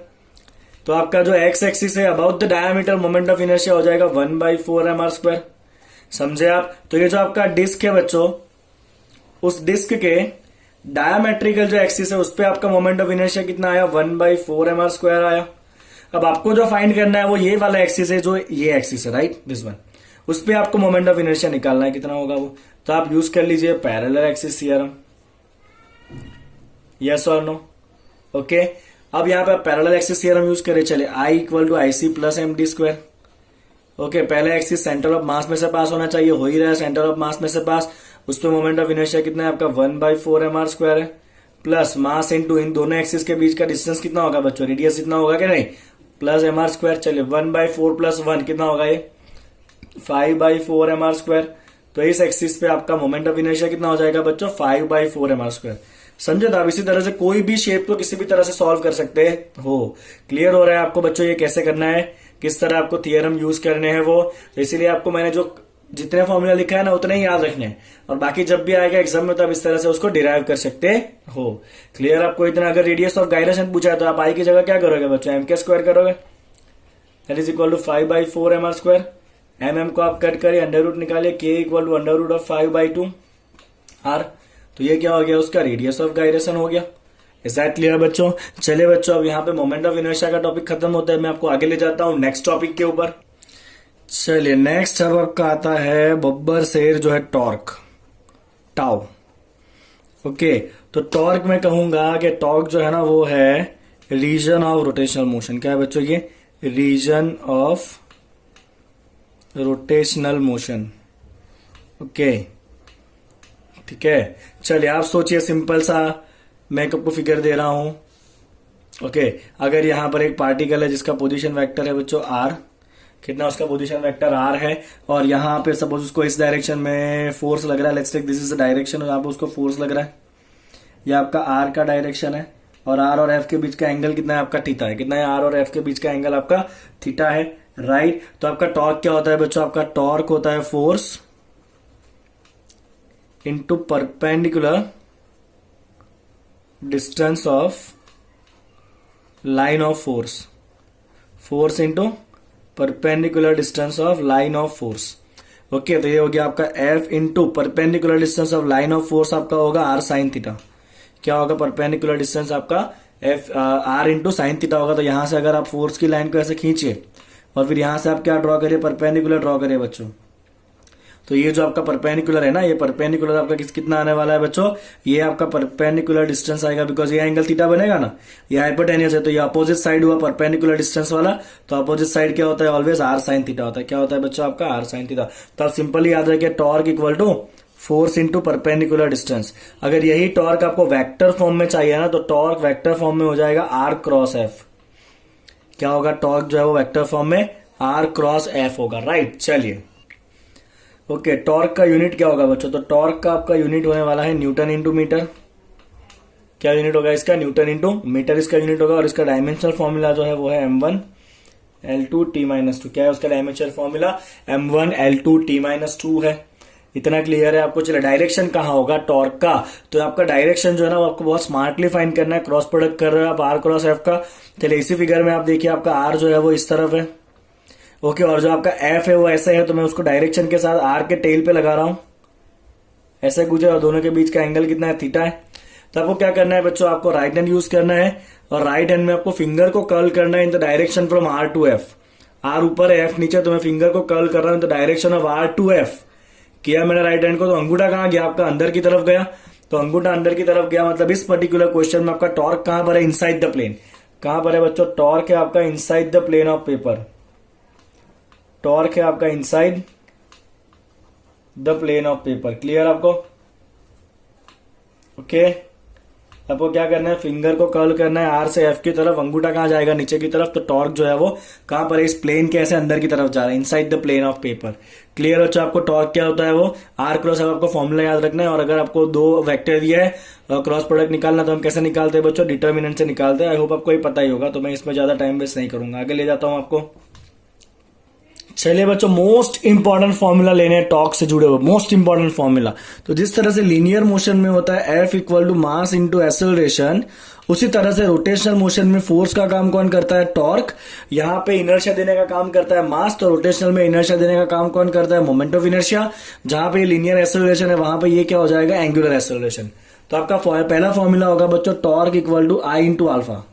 कौन सा फॉर्मूला होगा, torque equal to I into alpha. चलिए बच्चों, दूसरा फॉर्मूला लीनियर मोशन में हम ऐसा करते हैं कि work done is equal to force into displacement, F dot D. करते हैं कि नहीं, तो यहाँ पे वर्क डन का काम कौन करेगा, वो तो वर्क ही करेगा यहाँ पे, और फोर्स का काम यहाँ पे कौन करेगा, टॉर्क। और डिस्प्लेसमेंट का काम कौन करता है यहाँ पे, एंगुलर डिस्प्लेसमेंट थीटा। तो यहाँ पे आपका वर्क डन क्या होगा बच्चों, टी डॉट थीटा। क्या होगा work done, T dot theta होगा। चले लीनियर मोशन में पावर क्या होता है, लीनियर मोशन में पावर होता है एफ डॉट वी। यस और नो, ओके। तो यहां पे रोटेशनल मोशन का जो पावर है वो एफ की जगह पे कौन होगा, टॉर्क होगा, और वी की जगह पे कौन होगा, ओमेगा। क्योंकि सारे आपको एंगुलर या रोटेशनल क्वांटिटी रखने हैं। फोर्स का काम टॉर्क करेगा, वी का काम ओमेगा करेगा, राइट। चलिए न्यूटन का सेकंड लॉ होता है F is equal to D P by D T. क्या होता है न्यूटन का second law, F equal to D P by D T. और यहां पे आपका फोर्स की जगह पे कौन आएगा, टॉर्क, और वो D P by D T की जगह पे होगा D L by D T. L नया टर्म है जो भी इसके आगे हम करेंगे, एंगुलर मोमेंटम है। यहाँ पे जो लीनियर मोमेंटम है यहाँ पे वो क्या है, एंगुलर मोमेंटम है। तो ये चार फॉर्मूला बहुत ही ज्यादा इंपॉर्टेंट है, राइट। चलिए बच्चों आगे देखते हैं इसको। चलिए छोटा सा एक फॉर्मूला है चुन्नू मुन्नू जैसा, दैट इज कपल। तो कपल का मतलब क्या होता है बच्चों, सपोज मान लीजिए एक रॉड है जिसका लेंथ कितना है, एल है। एक फोर्स यहां पे लग रहा है इस तरफ, एक फोर्स यहां पे लग रहा है इस तरफ। तो ऐसे दो फोर्स जो इक्वल है, अपोजिट डायरेक्शन में लग रहे हैं और सेम लाइन में से पास नहीं हो रहे, तो ये दोनों फोर्स क्या करेंगे, इस जो भी आपका रॉड है उसको घुमा देंगे। एक फोर्स इधर लगाए, एक फोर्स इधर लगाए, क्या होगा, ये जो है वो घूम जाएगा। ओके, घुमा मतलब टॉर्क लगा। तो कपल का टॉर्क क्या होता है बच्चों, कपल का टॉर्क होता है force into perpendicular distance between the forces, same as this one, force into perpendicular distance between the line of forces. Okay, चलिए फोर्स कितना है आपका, एफ है, और दोनों फोर्स के बीच का परपेंडिकुलर डिस्टेंस कितना है, एल है। अगर आप इसको वेक्टर के फॉर्म में लिखना चाहो तो आप लिख सकते हो that is equal to L cross F. यहाँ पे आपका लेंथ का जो है वो भी वेक्टर के फॉर्म में रखना पड़ेगा, एल क्रॉस क्या करना है आपको, फोर्स का जो वैल्यू है वो करना है। तो आपका कपल दिया है तो कपल का टॉर्क क्या होगा, फोर्स इंटू दोनों फोर्स के बीच का डिस्टेंस। क्लियर आपको इतना। ओके, अगर आपको एक वायर दिया है, सपोज ये वायर है और वायर को आप ट्विस्ट करना चाहते हो, घुमाना चाहते हो वायर को, तो आपको कपल देना पड़ेगा। एक हाथ से आपको ऐसे घुमाना पड़ेगा, एक हाथ से आपको ऐसे घुमाना पड़ेगा, यस और नो। तो यहां पे जब आपको वायर को घुमाना चाहते हो तो ट्विस्टिंग के लिए आपको वर्क करना पड़ेगा। ट्विस्टिंग का जो वर्क है बच्चों वो है आपका, work done for twisting is equal to half into C into theta square. क्या है, half into C into theta square. जो सी है ना वो है आपका ट्विस्टिंग कांस्टेंट। सी क्या है बच्चों, आपका ट्विस्टिंग कांस्टेंट या ट्विस्टिंग कोएफिशिएंट भी आप कह सकते हो। And this twisting coefficient is equal to torque per unit twist.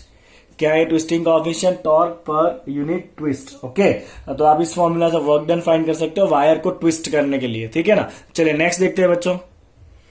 चलिए अगली बारी है आपके एंगुलर मोमेंटम की। एंगुलर मोमेंटम, ओके, चल डिनोट करेंगे इसको हम एल सिंबल से। तो आपका जो एंगुलर मोमेंटम है बच्चों वो हो जाएगा आपका आर क्रॉस पी। क्या होता है angular momentum, L equal to R cross P, where P is your linear momentum mass into velocity. Okay, तो आप इसका अगर खाली वैल्यू चाहते हो तो आप लिख सकते हो L equal to R P sine theta. Okay, यहां पे भी हम दो वेक्टर का क्रॉस प्रोडक्ट कर रहे हैं। तो सपोज ये आपका आर है और ये आपका लीनियर मोमेंटम है पी, दोनों के बीच का एंगल कितना है, थीटा है। तो हम यहाँ पे भी राइट हैंड को आर से पी की तरफ घुमाएंगे। चलिए घुमाइए, आर से पी की तरफ ऐसे जाएगा, आर से पी, अंगूठा कहाँ गया, अंदर की तरफ गया। तो यहाँ पे भी आपका इस पर्टिकुलर केस में आपका एंगुलर मोमेंटम कहां पर है, inside the plane of paper. L कहां पर है बच्चों, inside the plane of paper for this particular case, right, inside the plane of paper. Okay, जब भी आप क्रॉस प्रोडक्ट करो आपको ये रूल याद रखना है, राइट हैंड का जो रूल है वो, ठीक है ना। चलिए बच्चों अब इसको थोड़ा आगे देखते हैं हम। So your L is equal to R cross P, और बच्चों हम पी की जगह क्या रखने वाले, पी की जगह हम रखेंगे एम इंटू वी। मास तो कांस्टेंट है, यहाँ क्या बचा आपका आर क्रॉस वी बच गया, राइट। उसको हम अगर वैल्यू के फॉर्म में रखें तो क्या होगा, आर वी साइन थीटा।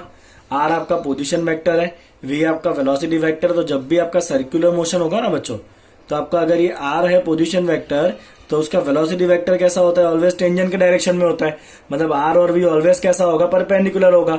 मतलब साइन थीटा कितना होगा, साइन 90, जो कितना हो जाएगा 1। तो आप ऐसे भी लिख सकते हो angular momentum L is equal to M V R. क्या लिख सकते हो आप, L equal to M V R. बी क्या होता है बच्चों, ओमेगा इंटू आर होता है। तो एक और फॉर्म बन गया आपका ये एम ओमेगा आर स्क्वायर। क्या हो गया एक और formula, M omega R square. तो कितने फॉर्मूला बने अभी तक एंगुलर मोमेंटम के, फॉर्मूला बने बच्चों L equal to R P sine theta, cross product वाला फॉर्मूला। दूसरा बना आपका एम वी आर, और तीसरा बन रहा है आपका M omega R square, M omega R square, right. चलिए बच्चों इतने फॉर्मूला बना दिए हमने एंगुलर मोमेंटम के। आगे देखते हैं इसको। चलिए बच्चों इसको मैं ऐसे लिख दूं, M R square into omega. आपने कहीं देखा है एम आर स्क्वायर क्या होता है, एम आर स्क्वायर तो मोमेंट ऑफ इनर्शिया होता है। तो एक और फॉर्मूला हो गया बच्चों आई इंटू ओमेगा। क्या फॉर्मूला हो गया, आई इंटू ओमेगा।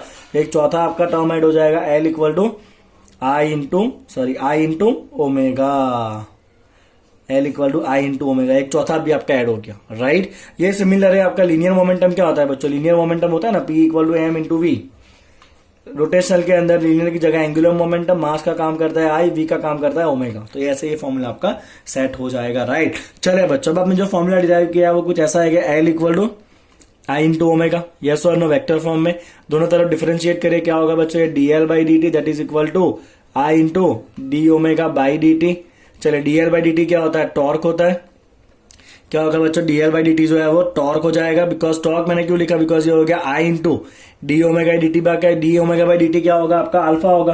क्या होगा, d omega d t alpha होगा। और आई इंटू अल्फा क्या होता है, आई मतलब मास, अल्फा मतलब ये मास इंटू एक्सेलरेशन मतलब फोर्स। और यहाँ पे फोर्स की जगह पे काम कौन करता है बच्चों, टॉर्क काम करता है। तो आपको ये भी एक इंपॉर्टेंट फॉर्म है कि torque is equal to D L by D T. क्या फॉर्मूला है टॉर्क का, D L by D T that is equal to I into alpha that you can also write as R cross F.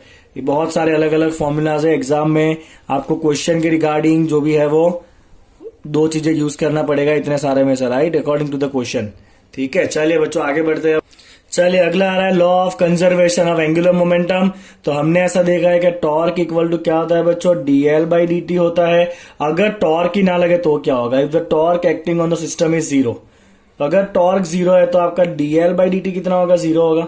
D L by D T मतलब change of momentum कैसा होगा, zero. मतलब जो angular momentum है बच्चों वो कैसा हो जाएगा, angular momentum L is constant. कब कांस्टेंट होगा, इफ टॉर्क इज जीरो। अगर सिस्टम पे कोई टॉर्क नहीं लगेगा बाहर से तो उसका एंगुलर मोमेंटम कैसा होता है बच्चों, कांस्टेंट होता है। कैसा होगा, एंगुलर मोमेंटम जो है वो कांस्टेंट होगा अगर कोई टॉर्क ना लगे तो। चलिए एंगुलर मोमेंटम क्या है बच्चों, आई इंटू ओमेगा। कहाँ है फॉर्मूला, ये रहा, angular momentum L equal to I into omega. ये कैसा हो जाना है आपका, कांस्टेंट हो जाने वाला है, राइट। मतलब आई क्या होगा, इनवर्सली प्रोपोर्शनल टू ओमेगा होगा। आई क्या होगा बच्चों, inversely proportional to the omega होगा अगर एक्सटर्नल कोई टॉर्क ना लगे तो। क्लियर आपको इतना। अब इसके एक दो मस्त मस्त एग्जांपल देखिए, I inversely proportional to omega का, राइट, लेट्स सी। तो बच्चों हमने देखा है कि इफ टॉर्क इज जीरो, अगर बाहर से कोई टॉर्क ना लगे तो आई क्या होता है, इनवर्सली प्रोपोर्शनल टू ओमेगा होता है। और यू कैन से कि angular speed is inversely proportional to I. अब पहला केस समझिए इसका प्लेनेट वाला। तो प्लेनेट जो है ना वो ऑलवेज इलिप्टिकल ऑर्बिट में घूमता है। तो ये आपका कोई प्लेनेट है, ये आपका सन है, राइट। सन कहां पर है बच्चों, सेंटर में है, right, this is sun S. अब जब भी आपका प्लेनेट जो है वो सन से पास में होगा तो ऑब्वियसली उसका डिस्टेंस जो है वो कम है, ओके। तो आपका मोमेंट ऑफ इनर्शिया क्या होता है बच्चों, मास इनटू डिस्टेंस स्क्वायर होता है, यस और नो। तो अगर आपका डिस्टेंस कम है जब प्लेनेट पास में है, when the planet is close to sun, planet close to sun क्या होगा, लेट्स सी। तो पास में से जा रहा है मतलब डिस्टेंस कम है तो मोमेंट ऑफ इनर्शिया कम होगा। अगर मोमेंट ऑफ इनर्शिया कम है तो लॉ क्या कहता है, ओमेगा जो है वो ज्यादा होगा। ओमेगा कैसा होगा, ज्यादा होगा। मतलब प्लेनेट जो है वो यहाँ पे ज्यादा स्पीड में घूम के निकल जाएगा। जैसे ही प्लेनेट दूर जाएगा, अगर प्लेनेट कहीं यहाँ पे आ गया दूर तो जो डिस्टेंस है वो बड़ा हो गया। उल्टा करिए इसको, अगर बच्चों डिस्टेंस बड़ा हो जाएगा तो मोमेंट ऑफ इनर्शिया भी बड़ा हो जाएगा। अगर मोमेंट ऑफ इनर्शिया बड़ा हो गया तो एंगुलर स्पीड कैसा हो जाएगा, उसका कम हो जाएगा। समझ में आ रहा है आपको, मैंने जो एरो मारा है वो क्लियर हो रहा है बच्चों। तो जब प्लेनेट क्लोज जाते हैं ना सन के तो वो कैसे होते हैं, दे मूव फास्टर। जब प्लेनेट पास में होंगे then they will move faster, क्योंकि उसका आई जो है वो कम हो जाता है तो ओमेगा बढ़ जाएगा। और प्लेनेट जब दूर जाएंगे तो क्या होगा, उसका जो एंगुलर स्पीड है वो बढ़ जाएगा, राइट। दूसरा है एक्रोबैट वाला एग्जांपल। एक्रोबैट जो है ना सर्कस में जो छलांगे मारते रहता है ना, वो जब छलांग मारेगा ना, वो छलांग मार के क्या करेगा, वो अपने हाथ पैर को फोल्ड कर लेगा। जैसे ही वो हाथ पैर को फोल्ड करेगा ना, हैंड एंड लेग्स जैसे ही उसका फोल्ड हो जाएगा, ओके, जैसे ही हैंड्स एंड लेग्स जो है वो, उसका स्पेलिंग के लिए माफी, जैसे ही आपका हैंड और लेग जो है वो फोल्ड हो जाएगा, सारा मास जो है वो फोल्ड किया मतलब सारा मास अंदर आ गया। अगर ये मास अंदर आ गया मतलब डिस्टेंस जो है वो कम हो गया मास का। समझ में आ रहा है आपको, हाथ और पैर जैसे उसने फोल्ड कर लिया तो सारा मास बॉडी के पास में आ गया। पास में आ गया मतलब डिस्टेंस कम हो गया। फोल्ड किया तो डिस्टेंस कम हुआ तो मोमेंट ऑफ इनर्शिया क्या हो जाएगा, कम हो जाएगा। मोमेंट ऑफ इनर्शिया कम हो गया तो ओमेगा जो है वो बढ़ जाएगा, मतलब उसकी एंगुलर स्पीड बढ़ जाएगी, वो ज्यादा टर्न मार पाएगा। इसीलिए एक्रोबैट या स्विमर जो है वो जब कूदते हैं ना तो अपने हाथ और पैर को फोल्ड कर लेते हैं ताकि उनकी एंगुलर स्पीड बढ़े और वो ज्यादा रोटेट कर सके। तीसरा केस देखिए, अगर कोई इंसान जो है वो झूले के ऊपर झूल रहा है, ये जो है वो झूला है, अगर वो झूले के ऊपर सपोज बैठा हुआ है, इस तरह से बैठ के झूले खा रहा है, तो अभी उसका मास जो है वो बॉटम पे है थोड़ा, मतलब उसका डिस्टेंस सेंटर ऑफ मास का इधर है। जैसे वो इंसान खड़ा हो जाएगा क्या होगा, झूला स्पीड में हो जाएगा कि धीरा हो जाएगा, सोचिए। ये झूला है, अगर वो इंसान झूले के ऊपर ऐसे खड़ा हो गया, राइट, तो अब क्या होगा, तो उसका सेंटर ऑफ, उसका डिस्टेंस जो है वो इतना हो गया अभी मास का। ये एक्सिस है जिसके आजू बाजू रोटेशन हो रहा है, राइट, झूले इसके आजू बाजू ऊपर नीचे होगा ना। तो जैसे ही वो इंसान खड़ा हो गया, वो सिट पोजीशन में, यहाँ पे वो स्टैंडिंग पोजीशन में। जैसे ही वो स्टैंड हो जाएगा, खड़ा हो जाएगा जैसे ही वो, तो खड़ा होने से क्या हुआ, उसका डिस्टेंस जो है वो कम हुआ। डिस्टेंस कम हुआ तो मोमेंट ऑफ इनर्शिया कम हुआ। बाहर से तो कोई टॉर्क लगा नहीं है, तो मोमेंट ऑफ इनर्शिया कम हुआ, तो इनवर्स रिलेशन की वजह से उसका एंगुलर स्पीड जो है वो बढ़ जाएगा। तो जैसे ही इंसान खड़ा हो जाएगा ना इसके के ऊपर या झूले के ऊपर, उसका एंगुलर स्पीड क्या हो जाएगा, ओमेगा विल इंक्रीज, क्योंकि उसका मोमेंट ऑफ इनर्शिया जो है वो कम हो जाएगा, राइट। चलिए एक और केस है, एंगुलर मोमेंटम ऑफ प्लेनेट या अर्थ का कुछ पूछा गया हो तो क्या करोगे आप, angular momentum of planet. Frequently पूछा जाने वाले क्वेश्चन में से एक टॉपिक है ये। चलिए प्लेनेट श्रिंक हो गया या प्लेनेट जो है वो एक्सपांड हो गया तो क्या होगा, तो उस केस के अंदर भी क्या होगा, टॉर्क बाहर से कोई लगने वाला नहीं है, तो आई इंटू ओमेगा कैसा रहना है आपका, कांस्टेंट रहना है। That is your angular momentum L, जो कैसा रहेगा बच्चों आपका, कांस्टेंट रहेगा। ओके चलिए प्लेनेट जो है वो सॉलिड स्फीयर होगा, आई क्या रखोगे, 2/5 mr² रखोगे, यस और नो। और ओमेगा क्या होगा प्लेनेट के लिए, 2π/t होगा, normal formula, omega is 2π/L और वो कैसा रहना है बच्चों आपका, कांस्टेंट रहना है। तो आपको ओवरऑल रिलेशन क्या हो जाएगा इस केस में, 2/5 कांस्टेंट है, 2π कांस्टेंट है, उसका हमें काम नहीं है, हमें खाली काम है बच्चों mr²/t। क्या काम है हमें, mr²/t, जो कैसा रहेगा आपका, कांस्टेंट रहेगा, mr²/t। t is a time period that you can से the length of day. Okay, तो अगर ऐसा कहा है कि आपका जो अर्थ है उसका रेडियस आधा हो गया तो दिन कितना हो जाएगा, तो अगर आपका रेडियस आधा हो गया तो आधे का रेडियस आधा मतलब r/2 का स्क्वायर करे कितना होगा, r²/4, मतलब दिन जो है वो 1/4 टाइम हो जाएगा। मतलब अभी 24 घंटे का दिन है, वो 24/4 मतलब खाली 6 घंटे का हो गया अगर रेडियस आधा हुआ तो। अगर आपका रेडियस जो है बच्चों वो आधा हो जाएगा तो जो टाइम पीरियड है वो कितना हो जाएगा, t/4 हो जाएगा। मतलब खाली अगर अर्थ के लिए ये केस है तो आपका दिन कितना हो जाएगा, 6 आवर हो जाएगा दिन का, ठीक है ना। चलिए ऐसा होने वाला नहीं है बच्चों, तो चलिए बच्चों फटाफट आगे चलते हैं अब। चलिए बच्चों, work, energy and the power for rotating body. चलिए ध्यान से देखिएगा क्या करना है। सबसे पहले वर्क डन, तो वर्क डन जो है बच्चों वो लीनियर मोशन में क्या होता है, लीनियर मोशन में वर्क डन होता है फोर्स इंटू डिस्प्लेसमेंट, जिसको हम स्मॉल डिस्प्लेसमेंट लेके इंटीग्रेट करते हैं। सेम यहाँ पे आपका फॉर्मूला होगा, फोर्स की काम कौन करेगा, टॉर्क, और डिस्प्लेसमेंट का काम कौन करेगा, एंगुलर डिस्प्लेसमेंट डी थीटा। तो वर्क डन कितना होगा, integration of torque into D theta, right. तो ये फॉर्मूला वर्क डन के लिए यूज करोगे। दूसरा है बच्चों आपका rotational kinetic energy, rotational kinetic energy. चले बच्चों 2-3 फॉर्म इसके डिराइव करेंगे हम काइनेटिक एनर्जी के। तो लीनियर काइनेटिक एनर्जी क्या होता है बच्चों आपका, हाफ mv² होता है। तो रोटेशनल काइनेटिक एनर्जी जो है उसमें मास का काम कौन करता है, आई करता है, और वेलोसिटी का काम कौन करता है, ओमेगा करता है। तो आपका फॉर्मूला क्या होगा बच्चों, half into I omega square होगा, ठीक है। चलिए क्या मैं इसको ऐसे लिख दूं, हाफ इंटू आई इंटू ओमेगा, यस और नो। क्यों मैंने ऐसा लिखा, बिकॉज आई इंटू ओमेगा क्या होता है, आई इंटू ओमेगा होता है आपका एंगुलर मोमेंटम एल। क्या होता है आपका, I into omega angular momentum L होता है। तो आपका एक और फॉर्मूला है बच्चों, kinetic energy equal to half into L omega, yes और नो। क्लियर आपको इतना। चले बच्चों यहां से मैं क्या इसको ऐसे लिख सकता हूं क्या, यहां से, हाँ, हाफ इंटू मैं ऊपर नीचे एक आई मल्टीप्लाई कर दूं तो I² omega square by I, क्या लिख सकता हूं ऐसा, यस और नो। मैंने ऊपर नीचे एक आई मल्टीप्लाई किया और कुछ किया नहीं है, तो ये हो जाएगा आपका हाफ इंटू आई ओमेगा का स्क्वायर, मतलब एंगुलर मोमेंटम का square, that is L² by I, जो नीचे बचा हुआ है। तो एक और फॉर्मूला हो गया बच्चों आपका L²/2i। तो रोटेशनल काइनेटिक एनर्जी के आपके 3 फॉर्मूला है, आपको कोई भी एक काम में आएगा, हाफ आई ओमेगा स्क्वायर, या हाफ इंटू एल ओमेगा, या फिर L²/2i, राइट। ये फर्स्ट फॉर्मूला, ये सेकंड फॉर्मूला और ये थर्ड फॉर्मूला। तो इन तीनों में से कोई भी एक फॉर्मूला जो है बच्चों आपको काम में आ सकता है एग्जाम पॉइंट ऑफ व्यू से। आपको देखना है एग्जाम में कौन से 2 क्वांटिटी दी है, उसके अकॉर्डिंगली आपको फॉर्मूला यूज करना है, ठीक है। चलिए आगे बढ़ते हैं।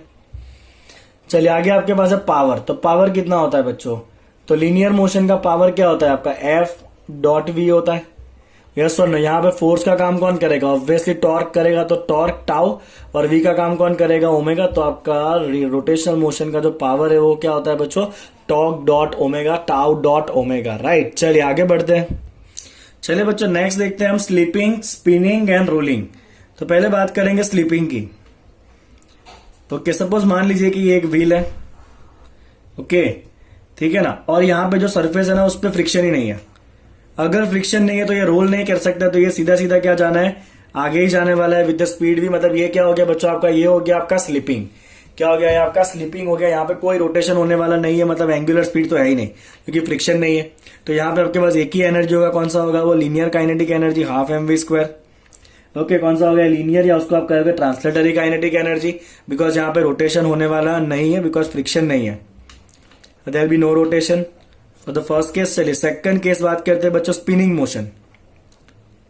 ओके, सपोज एक सपोर्ट है और उसके साथ एक व्हील को ऐसे लगा दिया है, ओके, और ये व्हील हम घुमा रहे हैं ओमेगा स्पीड से, और यहाँ पे लीनियर मोशन होने वाला नहीं है बिकॉज इस व्हील को हमने फिक्स कर दिया है, खाली रोटेशन ही हो सकता है, तो लीनियर वेलोसिटी नहीं है। तो यहाँ पे ओनली रोटेशन हो रहा है, no translation, no translatory motion, only क्या हो रहा है, रोटेशन। तो यहाँ पे खाली रोटेशन काइनेटिक एनर्जी होगी half into I omega square, ठीक है ना। चलिए हाफ इंटू आई हम क्या लिखते हैं बच्चों, mk² लिखते हैं, और ओमेगा क्या होता है, v/r होता है उसका स्क्वायर। तो आपके पास जो रोटेशन काइनेटिक एनर्जी है उसका फॉर्मूला आपको इस तरह से भी याद रखना है, half mv² into k²/r²। Yes और नो, के जो है वो अलग अलग ऑब्जेक्ट के लिए आपको पता है, ये रेडियस ऑफ गायरेशन है जो आपको मोमेंट ऑफ इनर्शिया से मिल जाएगा। तो ये खाली रोटेटरी काइनेटिक एनर्जी है, ठीक है बच्चों। चलिए बच्चों, अब आपका जो नेक्स्ट है वो है रोलिंग। तो रोलिंग में क्या होता है बच्चों, रोलिंग में ऑब्जेक्ट जो है वो रोटेट भी करता है और आगे भी जाता है। तो यहाँ पे जो आपका ऑब्जेक्ट है, यहाँ पे फ्रिक्शन है कुछ ना कुछ, तो ऑब्जेक्ट जो है वो घूमेगा भी और घूमते घूमते आगे भी जाएगा। यहाँ समझ में आया आपको, ऑब्जेक्ट जो है वो घूमते घूमते घूमते घूमते कहाँ जाएगा, आगे जाएगा। तो यहाँ पे जो टोटल काइनेटिक एनर्जी है उसमें ट्रांसलेटरी भी आएगा और साथ में रोटेटरी भी आएगा। चलिए ट्रांसलेटरी क्या होगा बच्चों, हाफ mv² होगा, और रोटेटरी क्या होता है बच्चों, हाफ mv² इंटू k²/r² होता है।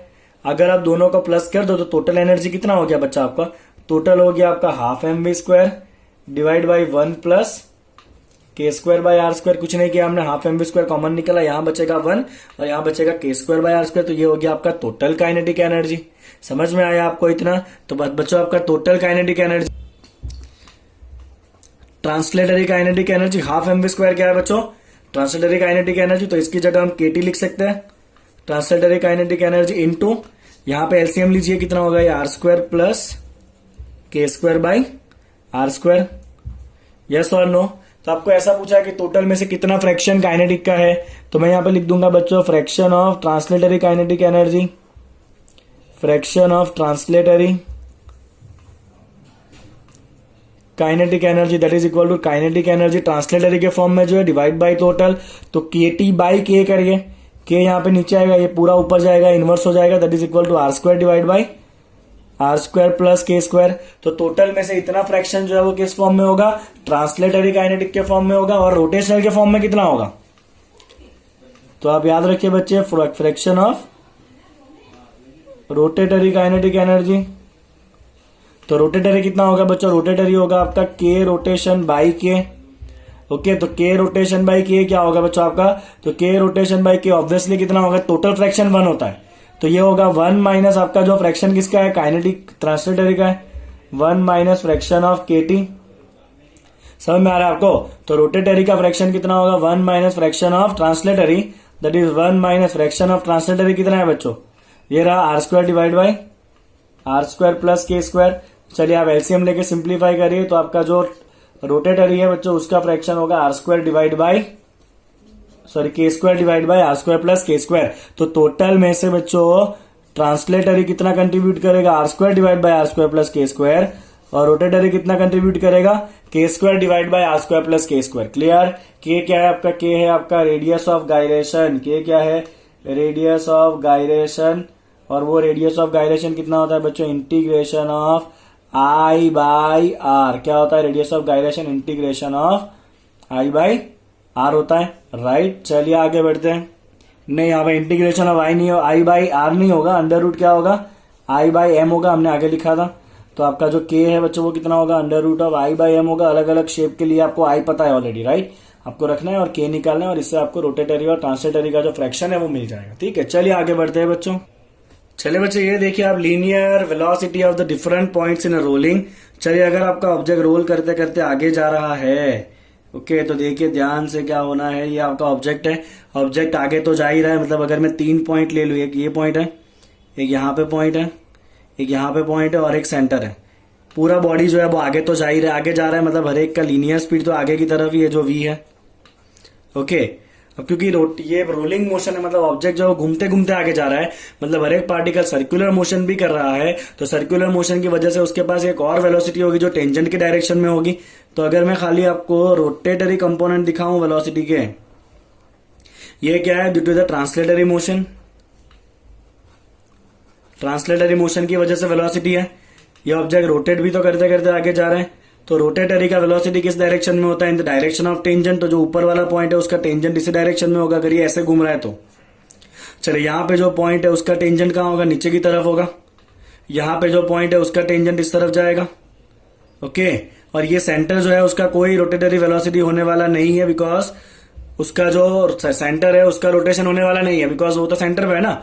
बाहर वाले सारे पॉइंट रोटेट करेंगे, सेंटर तो अपनी जगह पे ही रहने वाला है, वो तो ऐसे ही घूमता रहेगा, मतलब उसको कोई रोटेटरी वेलोसिटी मिलने वाला नहीं है। आप सिंपल याद रख सकते हो रोटेटरी वेलोसिटी क्या होता है, आर इंटू ओमेगा होता है। तो सेंटर का तो रेडियस कितना होगा, 0 होगा। ऐसे कैसे दूर जाओगे वैसे वैसे रेडियस बढ़ेगा तो वेलोसिटी भी बढ़ेगा वो। तो अगर मैं नेट स्पीड की बात करूं, यहाँ पे एक तीसरा फिगर बनाऊं बच्चों नेट स्पीड का।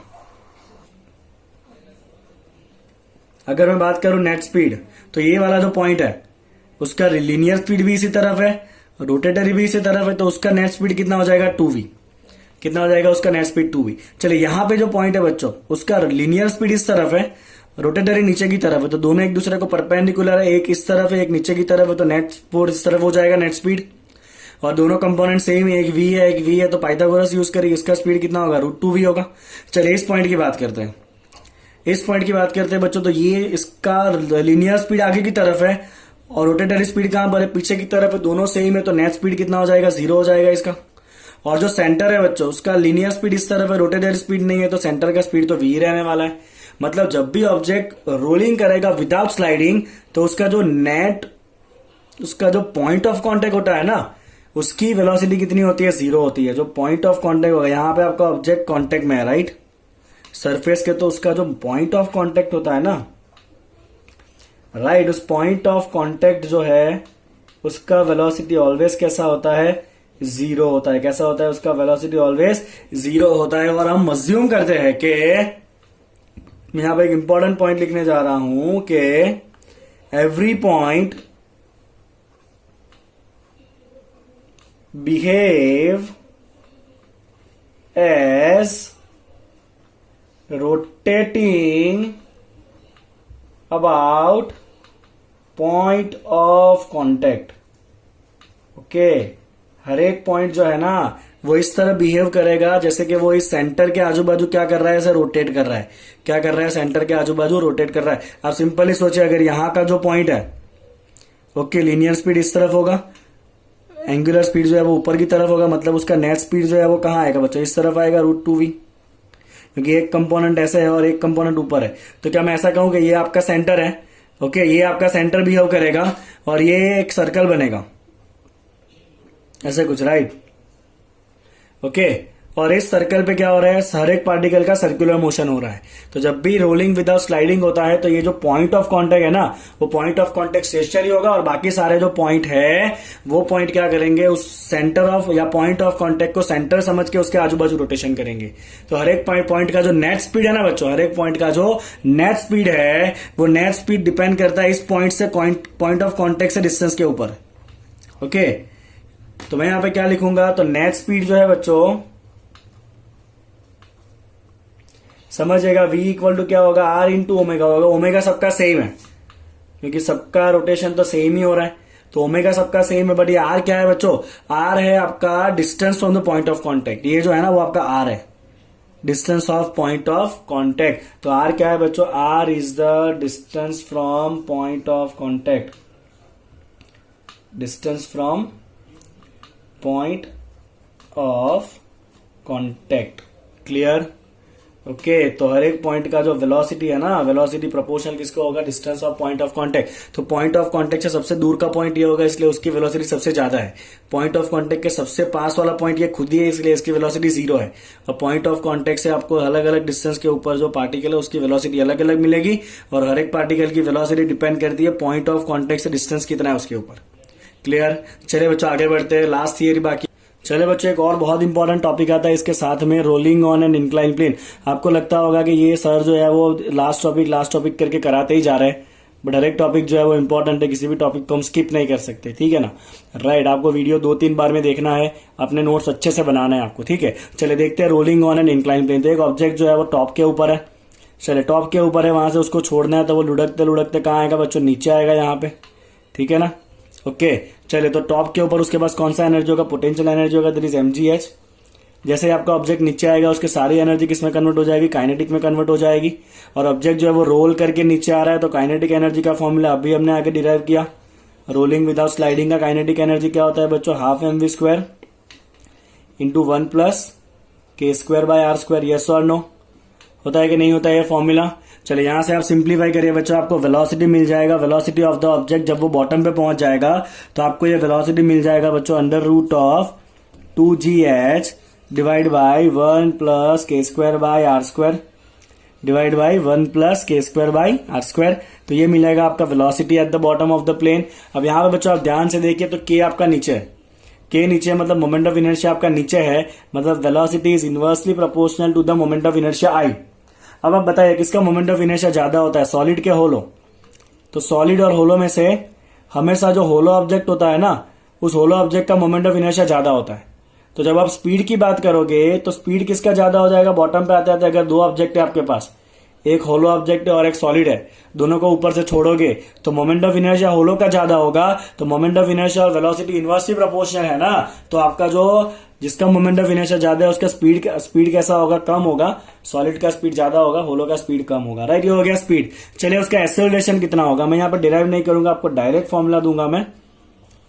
तो बच्चों एक्सेलरेशन आपका होता है A = g sin θ divide by 1 + k²/r²। क्या होगा बच्चों, आपका एक्सेलरेशन होगा g sin θ divide by 1 + k²/r²। यहां भी कुछ ऐसा ही है, acceleration inversely proportional to k है, मतलब inversely proportional to the moment of inertia. तो यहां भी एक्सेलरेशन की भी बात करिए तो एक्सेलरेशन भी किसका ज्यादा होगा बच्चों, सॉलिड का ही ज्यादा होगा, और होलो का कैसा होगा, कम होगा। क्लियर आपको इतना पॉइंट। ओके ये दोनों formula clear, velocity and acceleration के। चले कितने टाइम में वो नीचे पहुंचेगा, time to reach the bottom, time to reach bottom कितना होगा उसका। तो बच्चों टाइम टू रीच बॉटम जो है आप डिराइव करोगे तो आपका फॉर्मूला आएगा T = 1/sin θ divide by √2h/g 1 + k²/r²। T = 1/sin θ √2h/g 1 + k²/r²। तो यहां पे आप देखिए आपका k ऊपर है, मतलब k is what measure of moment of inertia. तो मोमेंट ऑफ इनर्शिया ऊपर है तो टाइम क्या होगा, directly proportional to the moment of inertia होगा। टाइम क्या होगा, directly proportional to the moment of inertia होगा। तो अगर time directly proportional to moment of inertia है तो मोमेंट ऑफ इनर्शिया जो है किसका ज्यादा होता है, होलो का ज्यादा होता है, मतलब होलो जो है वो ज्यादा टाइम लेगा। ऑब्वियसली आप सोच सकते हो कि सॉलिड वाले को वेलोसिटी ज्यादा मिली है तो सॉलिड वाला जो है वो जल्दी नीचे आ जाएगा, होलो वाला जो है वो बाद में नीचे आएगा। तो जो होलो वाला है वो धीमे धीमे मोशन करेगा, वो ज्यादा टाइम लेगा नीचे आने वाले में, सॉलिड वाला जो है वो जल्दी आ जाएगा। राइट, सॉलिड वाला जो है वो जल्दी आ जाएगा। ओके चलिए बच्चों अब लास्ट एक थियरी बची है, कसम से लास्ट अभी, लेट्स सी। चले लेट्स सी बच्चों, मोशन ऑफ द कनेक्टेड मास। तो सपोज मान लीजिए कि यहाँ पे एक ऑब्जेक्ट है, kind of pulley. Okay, disc भी हो सकता है, स्फीयर भी हो सकता है, या सिलेंडर भी हो सकता है, उसके ऊपर डोरी बांधा हुआ है और वहां से एक मास को हमने नीचे गिराया। ऑब्वियसली डोरी खुलेगा, ऑब्जेक्ट जो है वो रोटेट करके नीचे आएगा, ऑब्जेक्ट का स्पीड जो है वो ओमेगा है, तो ऑब्जेक्ट जो है वो ओमेगा स्पीड से नीचे आएगा। और ऑब्जेक्ट जब एच जितना नीचे आ गया, कितने नीचे आ गया ऑब्जेक्ट, एच जितना नीचे। चलिए वो object come down by distance H है, जो स्ट्रिंग है वो एच जितना अनबाउंड हुआ। ऐसा भी हो सकता है कि स्ट्रिंग जो है वो एच जितना खुल गया, अनबाउंड हुआ। क्या क्या हमें काम का, सबसे पहला काम का हमें एक्सेलरेशन। ये ब्लॉक का एक्सेलरेशन कितना होगा बच्चों, तो एक्सेलरेशन जनरली होता है net force by net mass. Yes और नो? तो फोर्स किसका लगना है? इस वेट का लगना है जो नीचे की तरफ होगा mg। ओके, मास जो है वो इसका तो होना ही है, मास m। अब यहाँ पे ये भी कंट्रीब्यूट करेगा, तो ये जो कंट्रीब्यूशन करेगा ना, जो रोटेट कर रहा है वो कितना कंट्रीब्यूशन करता है? तो वो कंट्रीब्यूशन करता है बच्चों I/r² जितना। कितना कंट्रीब्यूट करता है वो? I/r² जितना कंट्रीब्यूट करता है। तो जो एक्सेलरेशन है ना वो कितना हो गया? mg divide by m plus I/r²। कितना हो गया? mg divide by m plus I/r²। तो ये क्या है बच्चों? ये जो m/r² है ना वो है contribution due to rotation, contribution of rotatory body in mass या और इनर्शिया, राइट। चलिए बच्चों, अब नेक्स्ट देखते हैं कि स्ट्रिंग में टेंशन कितना होगा। तो स्ट्रिंग में टेंशन होगा बच्चों mg into I/I plus mr²। कितना होगा बच्चों स्ट्रिंग में टेंशन? स्ट्रिंग में आपका टेंशन होगा I/I प्लस mr², राइट। इतना होगा टेंशन इन द स्ट्रिंग। क्या है ये? टेंशन है स्ट्रिंग में। ओके चले बच्चों, जब वो h जितना नीचे आ गया तो मास का वेलोसिटी कितना होगा? Velocity when it is a distance h। तो फ्री फॉल का वेलोसिटी कितना होता है बच्चों? फ्री फॉल का वेलोसिटी होता है √2gh, पर यहां पे वेलोसिटी हो जाएगा √2gh divide by 1 plus I/mr²। कितना होगा बच्चों ये? √2gh divide by 1 plus I/mr²। ये सारे शॉर्टकट्स जो है ना वो आपको याद रखने, अदरवाइज एग्जाम में आपके क्वेश्चन सॉल्व होना बहुत ही लेंथी हो जाएगा। चलिए चौथा, उसका एंगुलर वेलोसिटी कितना होगा? ये जो घूम रहा है ना इसका एंगुलर वेलोसिटी कितना होगा? Angular velocity of the body, घूमने वाला, ये किसका वेलोसिटी है? मास कितने स्पीड से नीचे आ रहा है, ये आपको इस फॉर्मूला से मिलेगा। और आपका ओमेगा आएगा बच्चों √2mgh divide by I plus mr²। Clear बच्चों? तो अब आपको अलग अलग ऑब्जेक्ट, अगर सिलेंडर है तो सिलेंडर का मोमेंट ऑफ इनर्शिया डालिए, डिस्क है तो डिस्क का मोमेंट ऑफ इनर्शिया डालिए, रिंग है तो रिंग का मोमेंट ऑफ इनर्शिया डालिए और आप सॉल्व करिए। चलिए लास्ट देखते हैं। चलो, that is a time period of a compound pendulum. Suppose मान लीजिए कि ये एक एक्सिस है। ओके, तो आपको नॉर्मली टाइम पीरियड पता होगा, ग्रेविटी चैप्टर में कितना आता है? टाइम पीरियड आता है 2π√L/g। यहाँ पे भी बच्चों वही करना है, 2π√L/g ही करना है। बट ये L क्या होगा? ये आपका L हो जाएगा बच्चों L² plus k² by L। कितना होगा? ये आपका L हो जाएगा L² plus k² by L। अब आपको यही समझना है कि ये L क्या है और k क्या है। Let's see. ओके चलिए, आप समझिए L और k क्या है। तो यहाँ पे ये आपका सपोज एक्सिस है, ओके, और यहाँ पे सपोज आपका कोई रिंग है, और ये जो रिंग है ना वो ऑसिलेट कर रहा है। क्या कर रहा है बच्चे? रिंग जो है वो ऐसे ऑसिलेट कर रहा है। मान लीजिए कि ये आपका एक्सिस है और ये रिंग है ऐसे, ओके, और ये जो रिंग है ना वो ऐसे क्या कर रहा है? इसके आजू बाजू ऑसिलेट कर रहा है। समझ में आ रहा है आपको? क्लियर है केस क्या है वो? ये ऐसे भी ऑसिलेट कर सकता है बच्चों, अगर इसको ऐसे रखा है तो ये ऐसे भी ऑसिलेट कर सकता है।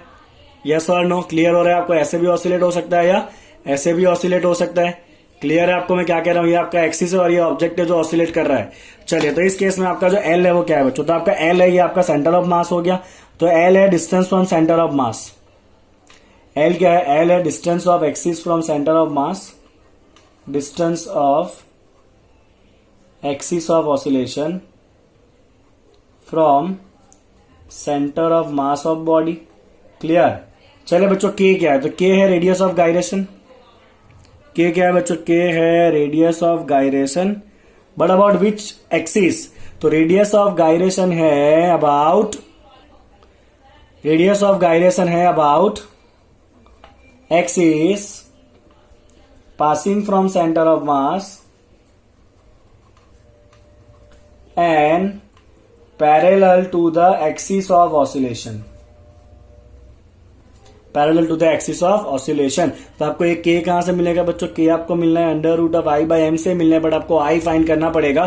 तो अगर ये वाला केस है, सपोज ये आपका एक्सिस है, ओके, और ये आपका दिया हुआ है ऑसिलेट करने वाला बॉडी जो इस तरह से ऑसिलेट कर रहा है, ऐसे जा रहा है, ऐसे जा रहा है, ऐसे जा रहा है, राइट। ठीक है ना? चलिए फिगर को आप ऐसे थोड़ा घुमा दीजिए, समझ में आ रहा है आपको? तो ये हो गया आपका एक्सिस जो कौन सा है? पैरेलल है। किसको पैरेलल है? ये एक्सिस ऑफ रोटेशन को पैरेलल है, ओके। और कहां से पास हो रहा है? बॉडी के सेंटर ऑफ मास। बॉडी का सेंटर ऑफ मास ये रहा, तो बॉडी के सेंटर ऑफ मास से वो पास हो रहा है, राइट। तो इस एक्सिस पे जो आपका रेडियस ऑफ गायरेशन होगा ना, ये वाला एक्सिस जो इसके सेंटर ऑफ मास में से पास हो रहा है, और ये एक्सिस ऑफ ऑसिलेशन के पैरेलल है, समझ में आ रहा है? तो इस एक्सिस पे जो आपका रेडियस ऑफ गायरेशन है वो क्या है बच्चों? K है। और ये एक्सिस और ये एक्सिस के बीच का जो डिस्टेंस है ना, ये वाला, ये डिस्टेंस क्या है बच्चों? आपका L है। तो आपको इस फॉर्मूला के अंदर डाल देना और आपको इसका टाइम पीरियड जो है वो मिल जाएगा। क्लियर बच्चों आपको इतना?